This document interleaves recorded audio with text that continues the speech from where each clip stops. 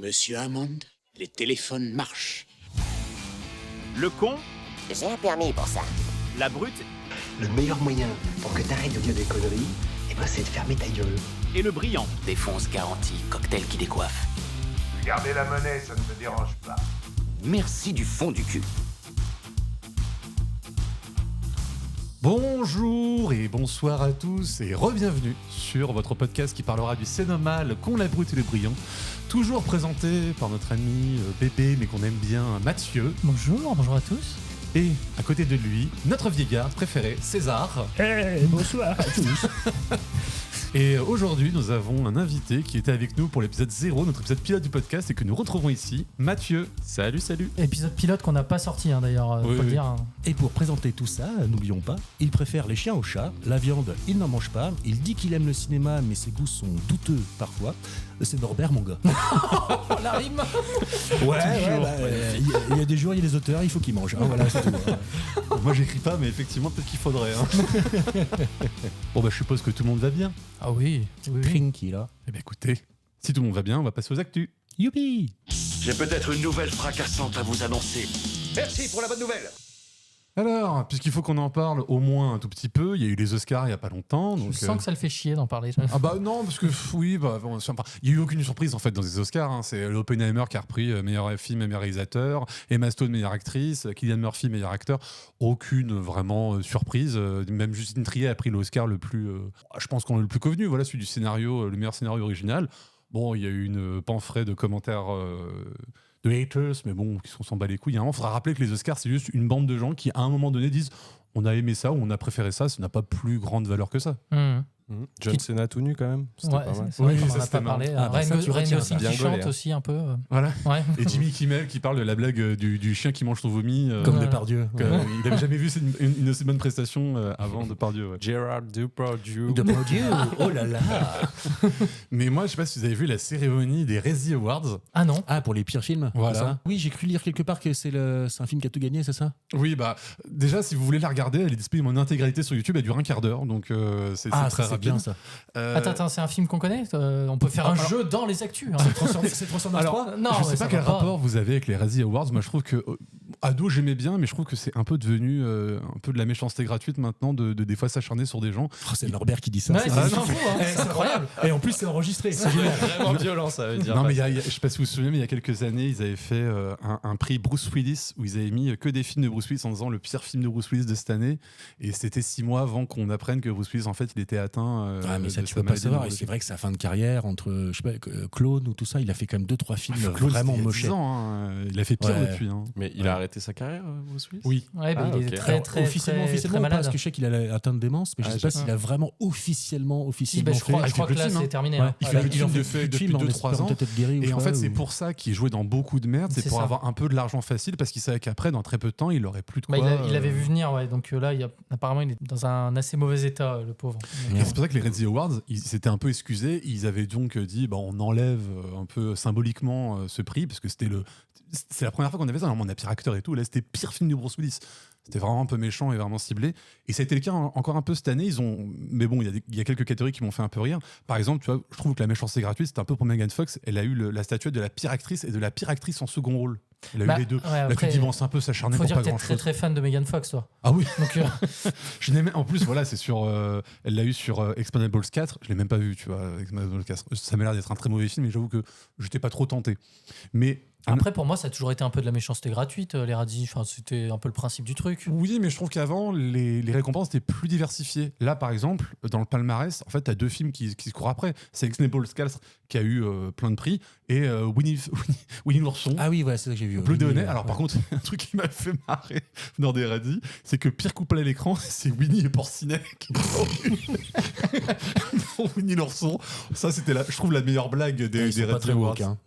Ah bah non. D'ailleurs, pareil, ils ont donné un prix spécial de la rédemption. Donc, généralement, c'est qu'ils l'offrent à quelqu'un qui a été nommé et qui a eu la pire statuette, enfin la statuette du pire film ou du pire acteur, qui a fait des meilleurs films et tout. Mais là, ils l'ont donné à Fran Drescher cette année, qui était celle qui a joué dans Une nounou d'enfer. Ah oui, bien sûr. Elle Et avait- qui est même, comment dire, Présidente. présidente du syndicat des Voilà. acteurs et scénaristes. Voilà, quoi. et c'est pour ça qu'elle a eu la statuette d'ailleurs. C'est pour avoir représenté les Ah. acteurs pendant toute la grève des scénaristes et des acteurs. Ils lui ont donné un prix pour dire on s'est bien foutu de ta gueule, mais j'avoue que bon, tu as un peu joué dans la cour des grands. T'es quand même utile. Voilà. C'est bien. Tiens, parlons d'un truc qui concerne Matt et parlons d'Harry Potter encore une fois. Aïe, aïe, aïe. Après Gary Oldman, Non. Radcliffe dit qu'il se suiciderait plutôt que de retourner. alors on a l'actrice Myriam Margolyes, je sais pas si je prononce bien, mais c'est celle qui jouait Pomana Chourave. Ah oui, mais je l'ai vu l'actu. C'est- Ah, oui. elle m'a c'est énervé. c'est la prof de Ah. potion là. Non, de botanique. dans les serres de botanique. Ouais, oui, c'est oui, ça. d'accord. Est-ce que tu veux un peu en parler parce que ça tu l'as vu, tu veux un peu. Non, je veux pas en parler. D'accord. Ça y est, Iboud. Non, oui, j'ai vu. Alors attends, j'ai pas les mots exacts, mais elle a dit qu'elle comprenait pas que les fans soient pas encore passés à autre chose parce Voilà. que ça faisait plus de 10 ans et que C'est ça. c'était un truc de gamin, quoi, Harry Potter. Voilà. Ouais, Bah j'ai voilà, vu ça, enfin quelqu'un qui a de la violent. raison. Je trouve ça toujours un peu marrant parce que c'est des gens qui vont dire votre popularité c'est construite autour de ce personnage. Bon, après il y a eu d'autres personnages, mais quand même celui-là. Et en fait, elle dit qu'elle fait des messages personnalisés en vidéo qu'elle fait payer et qu'elle a beaucoup de gens qui passent par elle pour lui redemander des interprétations de son personnage. Et en fait, ce qui l'a inquiété, c'est qu'elle a eu un appel d'une famille qui a dit, enfin d'un couple, qui a dit nous on va se marier, on voudrait faire notre mariage sur le thème Harry Potter. Sur le coup, why not hein. Et elle a Bon, dit il doit en non, avoir moi 10, ça par jour. m'inquiète, il devrait passer à autre chose et tout. C'est quand même destiné pour les enfants, ils sont plus des enfants, donc voilà. En fait, je savais pas trop quoi répondre sauf hashtag boomer quoi. Non, mais ça se voit pas, mais j'ai un air abattu là actuellement. Ouais. Oui, t'as ton petit cœur qui saigne, ça se voit. Ce qui oui. peut déranger aussi, c'est peut-être, je sais pas si elle en a parlé, mais de rester un peu, tu vois, collé à un personnage que tu as fait il y a 10 ans Mais alors au cinéma, peut-être que oui, voilà. et que tout le monde se souvienne de toi juste pour ce personnage-là. C'est peut-être Ouais, mais elle qui alors, que peut-être ça elle embête, a- ouais. elle a envie de Ouais. passer à Peut-être autre qu'elle chose, le en fait. pense, mais c'est pas ce qu'elle dit.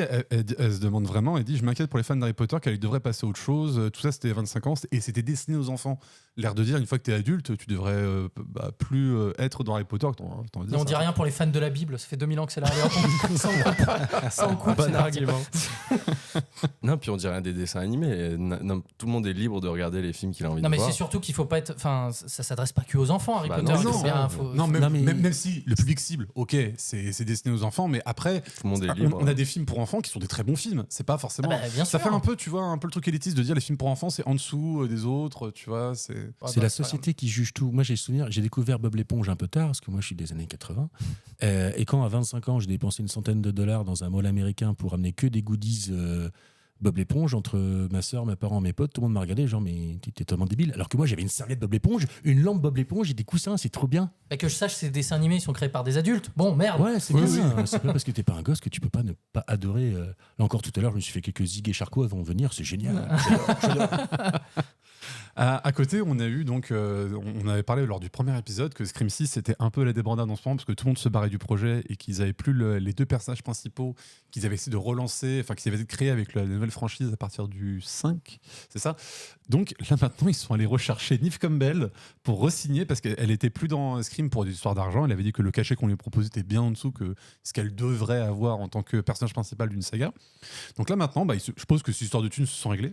On a rajouté un 0 et tout le monde est d'accord. Oui, voilà, écoute. Et ils ont aussi demandé à Kevin Williamson, qui est le scénariste de Scream 1, 2 et 4, donc le scénariste préféré de la saga. C'est lui qui a accepté d'être le réalisateur. Alors par contre, ça fait un peu plus peur parce que Kevin Williamson, à chaque fois qu'il est passé derrière la caméra, ça n'a pas donné des très bons trucs. Quoi. Parce qu'il a fait il a déjà réalisé. Des épisodes de série surtout, ouais. D'accord. Neve Campbell qui revient dans le personnage. Ouais, non, après Scream, je suis pas non plus giga fan. J'ai bien aimé les premiers, 1 et 2. Je crois que je m'étais arrêté au 4. J'ai pas vu le 5, j'ai pas vu le 6. J'attends pas non plus ça avec une grande impatience. S'il est réussi, pourquoi pas, mais c'est pas dit que. Puis à un moment, je suis d'accord que dans les vieilles marmites, on fait les meilleures recettes, mais là, il y a un moment, il faut quand même changer aussi. J'espère qu'ils vont réussir à insouffler un nouveau truc, mais je suis pas forcément très optimiste par rapport à ce fait. Je sais pas si vous aviez vu, mais il y avait eu une expérience immersive vendue à Glasgow de Wonka, dans l'univers Wonka, Ah, mais oui, et qui avait tourné au désastre. Oui, j'ai vu ça. ouais. D'accord. Parce que Wonka- Avec des piscines en chocolat et tout ça. Tu sais, c'est un peu entre. Ça fait Ça plusieurs finit en années que orgie c'est. totale. Ça fait des années que c'est un peu le délire de vendre d'expériences uniques autour d'un film. Il y avait eu l'expérience autour de Harry Potter qui avait plutôt bien fonctionné. Autour de Pirates des Caraïbes, pareil dans le parc, ils avaient refait une partie du parc où ça durait à peu près, je crois, 1 heure pour faire tout le parcours. Expérience autour de la liste de Schindler. Trop cool. Bon, ça, tu peux y aller, hein, ça, c'est pas de souci. Et en fait, tu avais une entreprise qui avait vendu une expérience immersive autour de l'univers de Wonka, payé 35 livres, donc à peu près 40 euros, si je fais. Voilà. Et les gens s'étaient revenus en masse parce que je crois qu'il y avait eu 1000 tickets en pré-vente qui s'étaient vendus. Et une fois qu'ils s'étaient rendus sur le place, c'était vraiment un hangar désaffecté.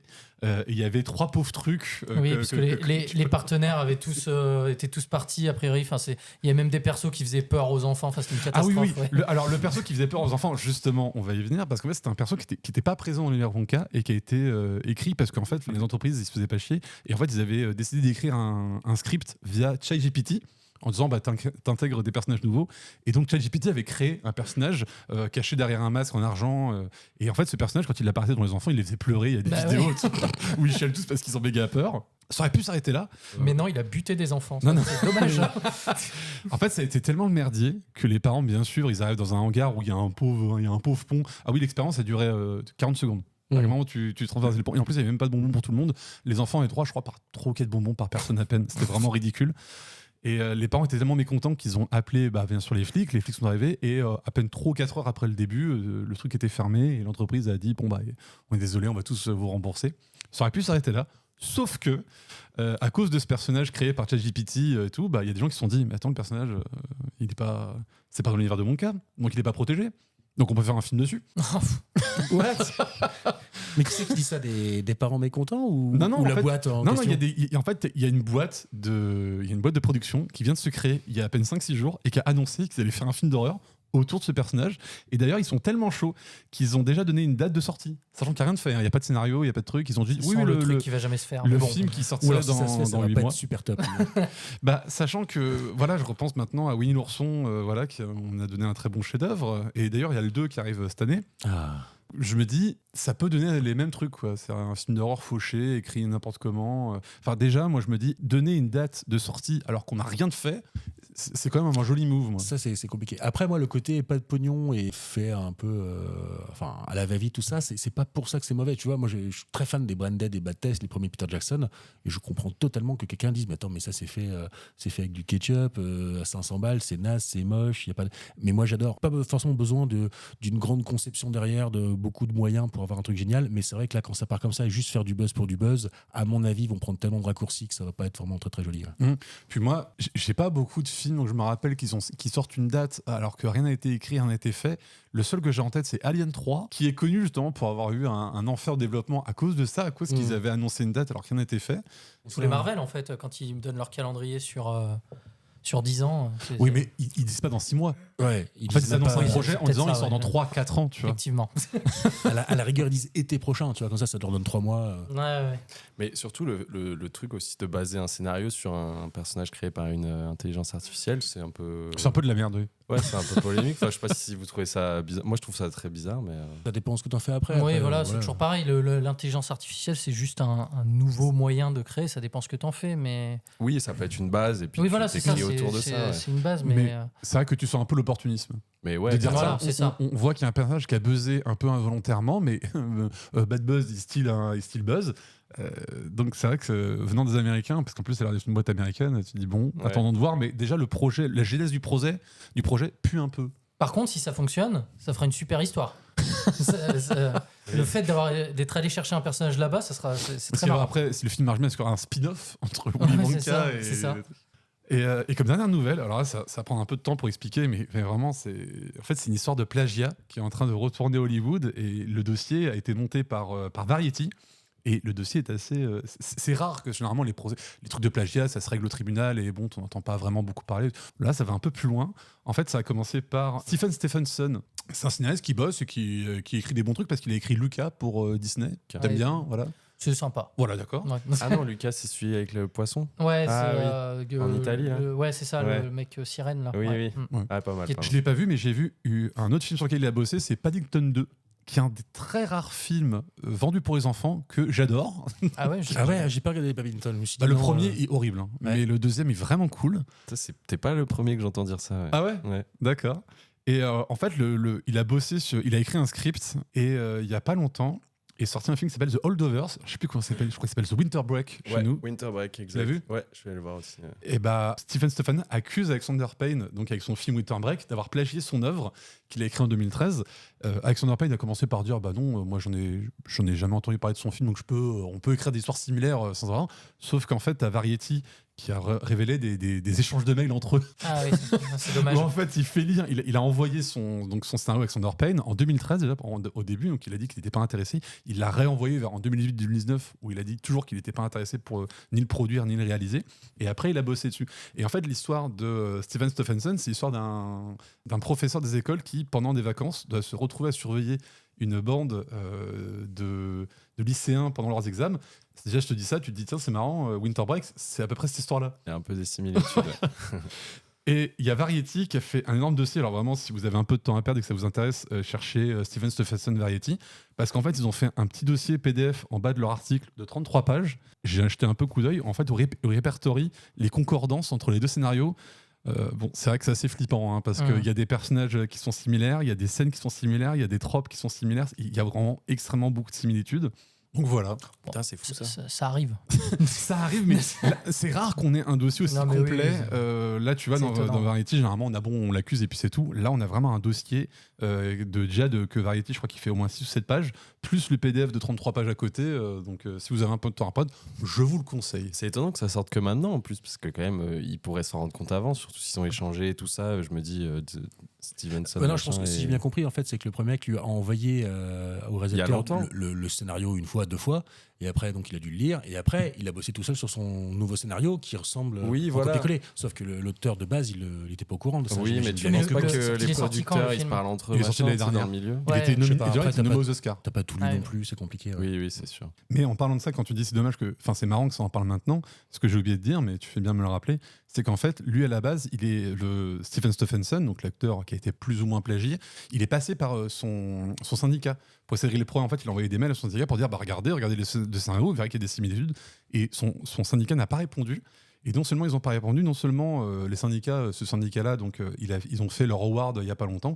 Et ils ont donné un award au film de Winter Break. Voilà. Yes. Et là, je pense que l'auteur, il en a eu ras la casquette. Il a dit, vous savez quoi, si j'arrive pas à régler le problème avec mon syndicat, il a contacté la presse et il a tout lâché. En mode, regardez les mails, regardez le truc, je vous donne tout. Et faites votre truc. La classe. Pour finir, moi j'ai une dernière petite actualité que j'ai découvert ce matin, que je peux même vous proposer en semi-jeu. Ah, trop bien. Ce matin, j'ai dû comprendre que je vais devoir écouter le prochain album de Mylène Farmer. Pourquoi ? Sauriez-vous pourquoi ? C'est la BO d'un film, donc ? Eh ben non. Ah, bon. Mais c'est lié un petit peu au cinéma, tu me connais. Qu'est-ce que j'aime dans le cinéma ? Pas les femmes en tout cas, on a bien compris. Moi, arrête. J'ai dit cinéma, le meilleur, du meilleur. Ah bah Battleship. Après Battleship. Le Encore au-dessus. le 5e élément. Il y a un seul truc au-dessus de Battleship, les gars. Le 5e élément, non ? Non, les gars. David Lynch. Ah, David Lynch. Et oui, parce qu'en fait, pour les 40 ans de carrière, si je dis pas de bêtises, de Miss Farmer, en fait, elle fait un remix de tous ses titres par d'autres artistes. Alors, il y a Cut Killer, il y a Nighty. Et David Lynch va remixer. Et il y a David Lynch qui reprend Je te rends ton amour. Mais il est musicien, David Remixé Lynch. par David Lynch. Alors, oui. Alors, musicien. Il y a musicien. Alors, lui, il fait des concepts sonores. La plupart de ses. Il fait pas les BO de ses films, c'est Angelo Badalamenti qui les fait. Mais il y a quoi, une dizaine d'années, il avait fait une expo à Paris, à l'espace Cartier, auquel j'étais allé. Et à la fin, il a fait un concert, justement, double piano avec Badalamenti. De la mélodie, du son. On va dire, pour ceux qui critiquent beaucoup, c'est tu vois Ross dans Friends qui joue avec avec son synthé qui fait Lynch, c'est ça, mais c'est en mode je tue intellectualisé. Voilà. Donc là, je suis très curieux de voir ce qu'il va faire, parce qu'il est assez torturé comme mec. À mon avis, il va bien décomposer le truc. Donc, je vais être obligé d'écouter du Mylène Farmer. Aïe. Et featuring Mylène Farmer à chaque fois, elle garde. Alors non, pour l'instant, ce que j'ai vu, c'était que c'était remixé. Donc je pense que même elle a juste envoyé le fichier. Tiens, vas-y, fais ce que tu veux avec. Et je pense pas qu'elle ait rechanté, mais à vérifier, je n'en sais point plus. Ok, c'est drôle. On appelle tous les farmeriens qui nous écoutent. À donner plus Ça, de... ils se nomment comme ça ? Ah, je sais pas. Non. D'accord. Les Farmenzouz ? Les femmes zouzes. Ouais. Très bien. Tout le monde a donné sa petite actualité, c'est bon ? Oui. Eh ben, je vous propose qu'on passe au film du jour. Ouais, c'est le film du jour. C'est le film du jour. Merci encore une fois. Enfin, je change un peu de musique, hein. J'ai l'impression d'être un peu rébarbatif. Ouais, mais les gens aiment bien. Donc, le film du jour, c'est Imaginary, dont j'ai oublié de noter le nom du réalisateur. Parlons-en du réalisateur. Tiens. Ouais. Est-ce que quelqu'un a préparé un résumé du film? Oui. Oui. Oh là là, Oh, il est incroyable. fort. Enfin, je l'ai préparé dans ma tête. Hein, c'est pas... Oh, il a rien fait, quoi. Ah, j'ai imaginé des trucs. Quoi. Ça va être trop bien si je dis ça. Alors, Imaginary, ça raconte l'histoire d'une dessinatrice de livres pour enfants qui réintègre la maison dont elle a grandi quand elle était petite. Et elle est avec un homme qui a eu une autre compagne avant elle, et donc qui a ses filles, ses belles-filles. Et donc tout ce petit monde réintègre la maison familiale de la mère. Et une des filles trouve un ours en peluche dans la cave, et après va se passer divers trucs un peu flippants qui vont nous montrer que peut-être la peluche est habitée par une entité un peu malfaisante. Tan, tan, tan, tan. Bravo. Alors, qu'est-ce que vous avez pensé de ce film? Déjà, je voudrais rappeler que le film est produit par le Blumhouse Productions, qui a un peu un système particulier pour financer, c'est qu'ils financent des films à très bas coût, en disant que si jamais le film fonctionne, la plupart des acteurs seront payés avec le pourcentage des recettes du film. C'est un peu leur façon de faire des films à très bas budget. Ce film a été produit pour 10 ou 12 millions, donc c'est plutôt un très très bas budget pour les États-Unis. Donc, qu'est-ce que j'en ai pensé ? C'est de la merde. Bon, d'accord, ok. Non, mais c'est un très très mauvais film. En plus, le réalisateur, il est connu pour avoir fait pas que des très mauvais films déjà dans sa base. Il a fait Action ou Vérité, donc True for Dare, qui était un des plus mauvais films que j'ai vu de l'année où il est sorti. Je crois que c'est 2018. Il a fait Nightmare Island après, pareil. Mais je crois que c'est le plus mauvais film de lui que j'ai vu. Mais vraiment, il y a rien qui va dans ce film. C'est vraiment les personnages fonctions n'ont aucune personnalité à part leur fonction. Le film ne fait pas peur. C'est les mêmes gimmicks de réalisation pour faire peur qu'on se tape pendant tout le film. Non, mais on va en parler après. Mais ok. On en reparlera. Là, j'étais en train juste de regarder par curiosité le réal. Donc, Jeff Wadlow. Ouais. C'est celui qui a fait Kick-Ass 2 aussi. Oui. Et Never Back Down, je sais pas si vous l'avez vu, moi ce film a un peu bercé mon enfance. C'est un truc avec des beaux gosses bien musclés qui se battent au lycée, en mode Fight Club un peu, mais au lycée quoi. Bref, moi je suis pas très film d'horreur, hein. J'y serais jamais allé si vous m'aviez pas obligé d'aller voir ce film. Ouais, j'ai pas été hyper fan, hein. Un peu déçu, un peu long, un peu en longueur, ouais, un peu lent. En plus, il est pas loin, il dure 1h40, je crois. Non, donc. ouais. Mais c'est interminable. Moi qui n'ai pas les codes des films d'horreur, en fait, j'en reconnaissais certains et au final, t'es pas très surpris, t'as pas vraiment très peur, mais moi, ce qui m'arrange un peu parce que j'avoue que voilà. mais pas très surprenant, on va dire. Voilà. Ok, César. Eh bien, moi, j'y suis allé en étant très bougon. Parce qu'à la base, on avait choisi ce film. Moi, je voulais qu'on parle de Dune 2, parce que moi, j'aime bien Dune 2. Mais il y a des gens dont je tairai les noms, qui commencent par Mathieu, qui voulaient pas. Donc, du coup, on allait voir Vivant. Donc, j'ai regardé Vivant, ça passe dans une salle dans toute la ville. Il y a quasiment pas de copie. Personne ne va voir ça. C'est quoi ce film de merde? Je me suis assis au cinéma, j'ai dit, c'est un film de merde. Tu dis Vivant, là, hein. J'ai dit Vivant. Oui. Ah oui, mais je pensais que tu reprenais 2 semaines de. Je pensais que t'étais gros, que t'étais bougon depuis 2 semaines. Imaginary. Je comprenais pas. Ah oui, d'accord, on reprend tout. Donc, j'y suis allé, j'étais bougon. J'y suis allé, là, je voulais pas aller voir Imaginary. Et en fait, du coup, comme ça arrive souvent avec moi, on va dire psychologie inversée, à chaque fois, je me dis, je vais voir une merde, c'est une merde, c'est une merde, c'est une merde. Du coup, je me fais plutôt agréablement surprendre. Et je dois dire qu'au final, j'ai plutôt apprécié les 2 premiers tiers. Chez moi, apprécié le dernier tiers, la résolution. Mais sinon, tout le début, j'ai bien aimé parce que je ne savais pas du tout ce que j'allais voir. Donc, je ne savais pas si c'était un film juste angoissant, si on était dans le gore, si on était dans... Et je trouve que oui, tous les codes, ils sont vus et revus. Mais pendant les 2 premiers tiers, je ne sais pas où il va m'emmener. Peut-être c'est là, peut-être ainsi. Il y a juste les jumpscares là, pour rejoindre Norbert. Là, les petits trucs genre, le chat, oh là là, ça va bien. Ou j'entends, c'est ma fille. Ça. Qui n'apportent rien, qui sont juste là pour te foutre un coup de pression, n'apportent rien. Et c'est juste le dernier tiers, la résolution. Mais ça, c'est un petit peu le défaut de la plupart des films américains qui ont un sens un petit peu complexe et caché, où on veut toujours tout expliquer aux gars. Moi, j'aime bien rester sur ma faim. Limite, aller voir un film d'horreur et qu'on me dise je sais pas ce que j'ai vu. Est-ce que c'est ci, est-ce que c'est ça? Je sais pas. Donc là, ça m'a un petit peu gâché. Très bien. Moi, j'ai pas passé un mauvais moment. Mais ça, tu passes rarement des mauvais moments. J'ai dit ça juste pour te faire chier. T'as dit que défendre le film. Tu dois défendre le film, attention. C'est ton meilleur film. Mais alors, franchement, encore une fois, j'y suis allé en sachant rien du tout du film. C'est pas trop le genre de film que je vais voir. Ça devait être une des premières fois d'ailleurs que j'allais les voir au cinéma. Au cinéma, le genre horreur et tout. Je connais pas trop les codes de l'horreur et tout, parce que j'en vois pas énormément, mais je les ai quand même reconnus et je me suis quand même dit, bon là, ce personnage, je le connais, cette situation, je la connais. En fait, disons que ça n'invente rien, ça reprend tout ce qui fonctionne ailleurs. en le faisant un peu moins bien. Mine de rien, c'était pas mal. Et ce qui est rigolo, c'est que contrairement à César, moi, j'ai trouvé les 2 premiers tiers du film assez passables. Enfin voilà, c'était un film classique, film d'horreur classique, quoi. Par contre, le dernier tiers, j'ai trouvé ça excellent et j'ai trouvé ça trop bien. Excellent, jusque-là, quoi. Mais Oh là vraiment, là. parce que en fait, On en reviendra.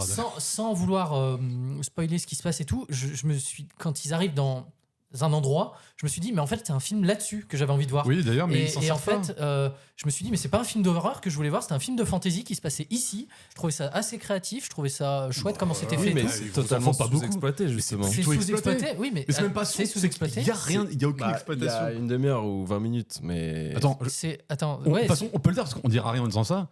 Le plus gros créatif de cette expérience-là, c'est quoi? C'est un caniche nain. Quand la porte s'ouvre et que doit rentrer, juste avant, il y a un caniche nain qui en sort. Un caniche, non, on s'en bat les couilles, il y a juste un petit chien. Quoi. Mais c'est un caniche nain. Non, mais je sais pas, j'ai pas demandé. Non, ouais. mais en tout cas, moi, le côté de ce moment-là du film, j'ai trouvé ça super créatif. Oui, c'est sous-exploité, mais du coup, je voulais que ça se passe complètement là, disons qu'ils vont sauver quelqu'un. Je me suis dit, pourquoi pas faire un film autour du sauvetage de d'autres quelqu'un à cet endroit-là. Et donc, du coup, je me suis un peu fait surprendre par le truc parce que ça part complètement ailleurs. Et je me suis dit, ah, trop bien, voilà. Je trouve que moi, la première scène du film, c'est limite celle qui m'a fait le plus peur. Je trouve c'est celle qui est la plus efficace pour moi, c'est la première scène du film. Je suis arrivé à ça, j'ai fait ah tiens, commence une bon un peu classique et un peu mais toujours efficace. Donc voilà. En fait non, c'était là. Je crois que la meilleure scène du film, elle était là. C'est un peu la maladie des films d'horreur que j'ai pu voir, c'est que quand la menace est cachée, ça marche, et dès qu'on la montre, c'est ridicule. Si tu montres la menace, il faut que tu sois très sûr de toi. 9 fois sur 10, c'est décevant. Et là, bah, il se trouve que ça marche pas, quoi. Enfin, pour moi, ouais, ça ne fonctionne pas. Moi, je trouve que c'est scénaristiquement aussi que ça fonctionne pas parce que tu peux le montrer à l'image et tout ça et même si, bon, bah, moi, personnellement, je trouve qu'il est pas très. Il fait pas peur. Enfin, voilà. Il est un peu nul, le méchant, mais. Ah oui, le méchant. Parce qu'au départ, l'araignée qu'on nous montre, elle est assez flippante. Oui, ça fonctionne, tu vois. Mais ça, c'est dans sa tête, en fait. Oui. Mais pour le coup, l'entité qu'on voit à la fin. Bon, c'est ça. Oui, c'est ça. Mais de toute façon, il y a un gros problème avec ça pendant tout le film, c'est que on nous veut qu'on te fasse une peluche en disant on verra pas qu'une peluche. Why not? Tu vois, il y a eu plein de trucs comme ça. Mais il faut qu'on trouve des trucs. C'est pas en la filmant de face ou de sur le côté et tout. Ça ne suffit pas. Ça, je trouvais que ça allait. Et justement, ils arrivaient à rendre un petit peu flippant le truc. Je trouvais que ça allait. Moi, je trouve que c'est vide moi, parce j'ai eu que. peur, Ok, on la voit, genre on la voit. Même on la voit dans la cave. Je sais pas si je peux dire ça. La cave, parlons-en. Mais tu vois, on la voit dans la cave et tout, mais en fait. Tu parles de l'entité. Oui. Ouais, voilà. Et scénaristiquement, on comprend pas pourquoi elle est dans la cave si elle est censée être dans l'autre monde. Non, mais de toute façon, on ne comprend rien. Oui, de toute façon, je pense qu'on peut partir du fait qu'on va spoiler un peu. Donc, en fait, on peut pas parler de ce film sans spoiler un peu.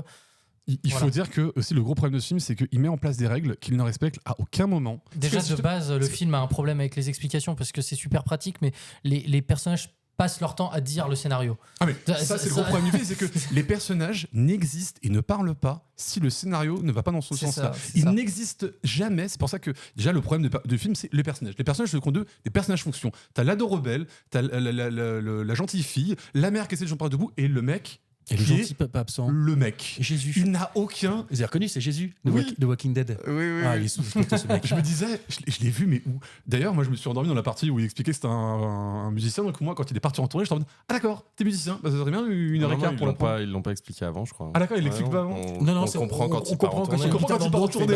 Avec son petit chapeau. Tu voulais une petite brochure peut-être avant le film qui te. Il fait quoi comme musique, le mec? Est-ce qu'il a un Oscar de la meilleure musique? Non, mais c'est con, on ne sait même pas ce que le mec fait. On ne sait même pas. Oui, mais c'est pas essentiel. Enfin, c'est du détail. Mais je trouve que quand on arrive là, tu améliores d'autres points de ton scénario avant d'améliorer ça. C'est le problème, c'est que il y a des tas de trucs où tu te dis, mais c'est pareil. On te dit pendant tout le film, tiens, attention, la malédiction, votre famille elle est maudite, vous il se passe ici, c'est passé ça. C'est un truc pour artificiellement gonfler la crainte que tu as pour cette famille, mais sinon il n'y a rien. Et puis pareil, il y a des trucs, c'est artificiel au possible. Moi je me souviens d'une scène qui m'a fait mourir de rire, où la fille, on a fait une scène pour expliquer que voilà, c'est la fameuse scène où on explique qu'elle est loin de ses potes, donc elle lui ment, donc elle va faire un selfie, elle voit une vieille sur son jardin, et elle prend peur, elle descend à toute vitesse, et là tu fais, c'est juste une vieille sur ton jardin, je veux dire, ouais, calme-toi. Des vieilles qui font peur. Hein. En plus, elle était même pas noire, donc ouais. Non, on est aux États-Unis, c'est pour ça, je me permettrai pas. Non, mais tu vois, c'est un truc où tu te dis, il y a rien de flippant. C'est le film te fait ça en mode regardez, ça fait peur. Rien ne fait peur. Et il y a un côté ultra feignant de la mise en scène qui est qu'il reproduit les mêmes façons en continu de faire peur. C'est t'en as parlé, le jumpscare, qui est le niveau 0 de la peur. C'est même pas de la peur, c'est de la surprise. Et t'as un autre truc qui fait une vingtaine de fois dans le film, c'est il te fait un cadre et en fait t'as quelque chose qui est en bord de cadre et qui en sort. Oui, quelque chose qui Et ça, il le répète 15 fois. Oui, mais ça dans dépend le parce que je film. trouvais qu'il y a des fois où ça marchait très bien. Ah non, mais Ouais. c'est pareil. Moi, la première fois que je l'ai vu, j'ai fait c'est pas mal comme idée. Le bord cadre, au moment dans la chambre, je pense que vous voyez. Ouais. Voilà, je l'ai trouvé, je trouvais qu'il fonctionnait très bien C'est celui-là. pareil, moi, les 2 premières fois, j'ai fait c'est sympa comme idée. Mais quand c'est répété 20 fois, il y a un moment, tu dis non, mais c'est bon, on a compris. Puis peut-être des fois, c'est juste un technicien qui traînait. Oh merde je l'ai dit contourner, René. Christian Bale l'a pas insulté pendant 3 minutes, donc ça devrait pas être ça. Et puis pareil, il y a un côté ultra feignant de la réalisation. Je veux dire, la cave, elle n'est filmée toujours de la même manière. C'est toujours la caméra en contre-plongée sur l'escalier et qui fait un petit panneau côté des escaliers. Ce plan-là, tu le retrouves 15 fois dans le film. À chaque fois qu'il filme la c'est une cave. bonne idée, mais c'est pas assez bien utilisé. Parce qu'à ce moment-là, il faut que tu fasses des petites différences très Oui, légères voilà, à chaque fois. c'est ça. Parce que t'as pas vraiment, t'as encore 2-3 ombres qui bougent derrière. Je trouve que c'est assez joli, mais pareil, on est un peu trop américain. Les noirs sont décollés. C'est-à-dire que le contraste de l'image est un petit peu réduit. Tout ce qui est dans les noirs, c'est pas totalement noir. On arrive à discerner des ombres, mais du coup, t'enlèves un petit peu le côté un petit peu surprise, que tu t'es trop dans le discernement. Voilà. Dans un Et sens. donc, il fait les jumpscares, les trucs qui sont en bord de cadre et l'entité floue en arrière-plan qui est derrière un personnage. Et voilà, c'est les 3 façons de créer de la peur pour le réal. Il va les répéter pendant 45 fois pendant tout le film. C'est très très feignant, quoi. Et d'ailleurs, le truc de la cave, tu vois le côté pratique. Tu te dis, comme ça, il a posé la caméra, il a dit comme ça, on va faire tous les plans dans cette cave. T'as juste à changer les vêtements et on le reprodit comme ça. C'est pas horrible, cher. quoi. T'as dit que c'était pas cher, c'est pas cher. T'as dit que c'était Ah non, tourné, mais t'as dit que c'était effectivement. tourné en Azerbaïdjan. à Bakou. Oh putain, oh bien joué. Oui, attention, géographie et tout ça, c'est parti. Même en le savant, c'est nul, C'est putain. nul. Et Non, un truc, moi, j'ai plutôt bien aimé, justement, c'est que la plupart des films comme ça, alors, donc, il y a quelque chose de semi-fantastique qui se passe. Dans le film, on va toujours expliquer souvent de 2 manières. Donc, il y a le côté super scientifique, réaliste, ramené à la réalité, on va dire. La plupart des films, ça, c'est un petit peu capillo-retracté. On cherche à se donner une raison, tout ça, pour après expliquer tout le côté fantastique du truc qui est génial. Là, dans ce film, c'est la première fois que j'ai l'inverse. J'ai l'impression que l'explication scientifique du truc et psychologique du truc est vachement intéressante et vachement marquée. Là où la résolution, l'explication mythologique du truc, t'es là genre... Ouais, bof. Bah pas ouais, mais du original, coup, nul. c'est un peu dur à expliquer. C'est pour ça qu'ils ont été obligés d'amener un personnage qui ne fait que expliquer le scénario. Et ce personnage, d'ailleurs, tu parles de la vieille. Ouais. Avec la le masque vieille, d'argent, là de ChatGPT, non. la vieille, elle est copiée, son personnage est copié sur le personnage de Insidious. Donc, si vous n'avez pas ce film, les auditeurs, je vous conseille. Faire un film de James Wan qui l'a fait en même temps qu'il faisait les Conjuring. En fait, et ce film-là, dès qu'il fait un truc, c'est une copie, une pâle copie d'un autre film qui est sorti avant et dont il reprend les tropes. Je veux dire, la vieille, c'est voilà, comme j'avais dit, c'est Insidious. La scène du lit, qui est une des premières scènes d'horreur qu'on voit, tu sais. Quand il dorme à 3 dans le lit. Voilà, quand il dorme à j'ai 3 bien dans le aimé lit. cette scène, moi. Elle est bien. C'est une reprise totale de The Grudge, de l'intro de The Grudge. C'est pareil, la fin, le dernier tiers, c'est une reprise. Non, mais c'est un hommage. C'est une reprise de Insidious, parce qu'Insidious, voilà. Mais c'est pour ça qu'on a l'impression d'avoir déjà vu ça partout. En Mais fait, c'est pareil, c'est la ça scène le du problème. psy. Oui, la scène du psy, elle fonctionne, mais elle fonctionne parce que c'est une scène qui est assez classique dans Oui, ce genre de oui, film oui. et qu'on l'a vu 400 fois. D'ailleurs, dernièrement, on l'a vu dans Conjuring 2, qu'il l'a fait en mode bien meilleur. C'est pareil, elle me fait beaucoup rire la psy quand elle sort de cette séance et qu'elle dit est-ce que cette fille s'est mise à la ventriloquie? J'ai fait, c'est peut-être le seul truc. Genre, non, comment dire, elle a des hobbies en ce moment, genre ventriloquie. La ventriloquie, c'est très précis comme Ah, hobby. ouais, quand même. Ouais, non, elle fait du foot. Hein, Ventriloquie, oui. Ah, ok, bon, bah c'est bon. Oh bah d'accord, tout est normal, je peux rentrer chez moi. Affaire classée. En tout cas, juste pour moi, je sais pas si vous êtes d'accord avec moi, mais je trouve que la petite joue très bien. Oui. Ouais. Alors, elle joue très bien, sauf au moment où, pour la 4e fois, elle faisait Never ever. Je fais, oh, c'est bon, faut que t'arrêtes. Oui, non, Moi, tout le long mais du elle joue film, mieux que toi. c'est ma question que je me demandais. C'est est-ce qu'elle est géniale ou est-ce qu'elle est pas forte, la gamine? Ah, ok. Parce qu'il y a des fois, elle était vraiment transcendantale. Il y a des fois, je la sens jouer, quoi. Je la sens lire son texte. Ouais, je la sens après, un truc les comme enfants, ça. c'est non, toujours un je peu pense- compliqué. C'est vachement compliqué. Après, moi, avec les enfants, je suis toujours beaucoup plus tôt, genre, t'as naïf, genre, putain, la gamine, elle te fait ça. C'est rare que je me dise qu'un enfant est pas bon dans le jeu, on va dire. Mais là, il y a des moments où elle perdait son côté super naturel. Ouais. Passion Ok. mutuelle. Ouais, je vois. Mais sans être non plus, faudrait presque que je revoie le film pour me faire une idée, mais ça, j'ai J'ai pas très envie de j'ai revoir pas le film. courage. Pas la fin, Mais en tout d'ailleurs, je sors un peu du film, mais comment je me posais vraiment la question comment ils font quand ils font tourner des enfants dans ce genre de film pour. Enfin, il y a un suivi psychologique. Comment ça se passe? Parce que quand même. Alors, c'est- il faut savoir que pour beaucoup d'enfants qui. Enfin, je sais pas. Mais il y a beaucoup d'enfants qui tournent dans des films d'horreur qui, pour eux, parce que nous, on a le côté, on voit le film fini. Mais eux, bon, en making-of et tout ça, tu vois que généralement, ils sont morts de rire. Pour eux, c'est un jeu. je quoi. pense, mais alors quand ils les emmènent à la projection test, bah alors là. Et après, Justement, je pense pas qu'il y ait forcément de projection test. Non. Tu vois pas forcément les décors, que tu peux Ah, mais fond c'est vert. ça qu'on ainsi de suite. C'est ça. Tu sais, tu lui maintiens les yeux ouverts. Regarde. D'ailleurs, il y a plein de. Comment dire? Il y a des fois des astuces, comme par exemple, ça arrive extrêmement souvent que on ne tourne que pour les enfants, on ne tourne que le chant qui les concerne et le contre-chant, elle voit pas ce que c'est, quoi, parce qu'on le fait alors qu'elles sont ailleurs. Ouais, et mais tout, tu vois, elle il y a voit pas quand ça, même quoi. des scènes où, qui sont dures pour elle, où elle est obligée de pleurer, elle est obligée de. Enfin, Ah bah ça, par contre. Ah bah je ça, pense les filles, que- ils aiment bien en Il a- plus, hein, il a- pleurer, c'est leur tactique. c'est le réalisateur qui la pince. C'est ça. Tu voulais quoi pour goûter? Bah t'as pas Nutella, d'accord? Tu as bouffé des choux de Bruxelles pendant 2 semaines. Filmez. Attends, tu dis ça, mais il y a un passage dans le film comme ça, parce que pour expliquer un peu pour ceux qui n'ont pas vu le film. J'ai faim. Non. Ah. C'est pour expliquer un peu. Bon, faut expliquer que il y a le classico que comme c'est une belle-mère, elle se fait roaster par l'ado en permanence pendant tout le film. Pareil, le personnage de l'ado. Ah bah voilà, je Ouais. roast en Ouais, permanence c'est ça. n'importe qui. Mm. Et puis après, tiens, je croise un gars. Hyper Oh bah je croise cliché. un gars, et puis il a le même âge que moi. Bon bah mettons-nous ensemble. Oh, il est naze ce perso. Eh, tu veux qu'on fasse quoi? Il est 15h? Si on se droguait. Le mec a 15 ans, 15h de l'après-midi, il sort un petit sachet d'Exta. Allez.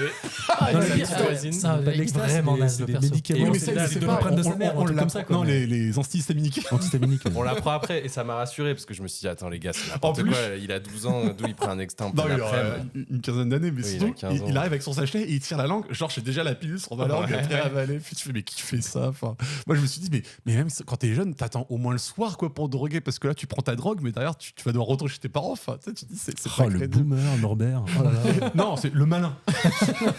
C'est pareil. En plus, le gars, ça ne lui suffit pas parce que dans la scène, il prend de l'ecstasy, et puis après, il veut se mettre du whisky et tout. Enfin, tu te dis, Ah, mais le mélange, c'est ce qu'il y a de mieux. Hein. Écoutez ça, les enfants. surtout le mec, Je me dépêche, il ma boit maman, pas. elle donc- rentre à 16h. Je vais te dépêcher. Hein.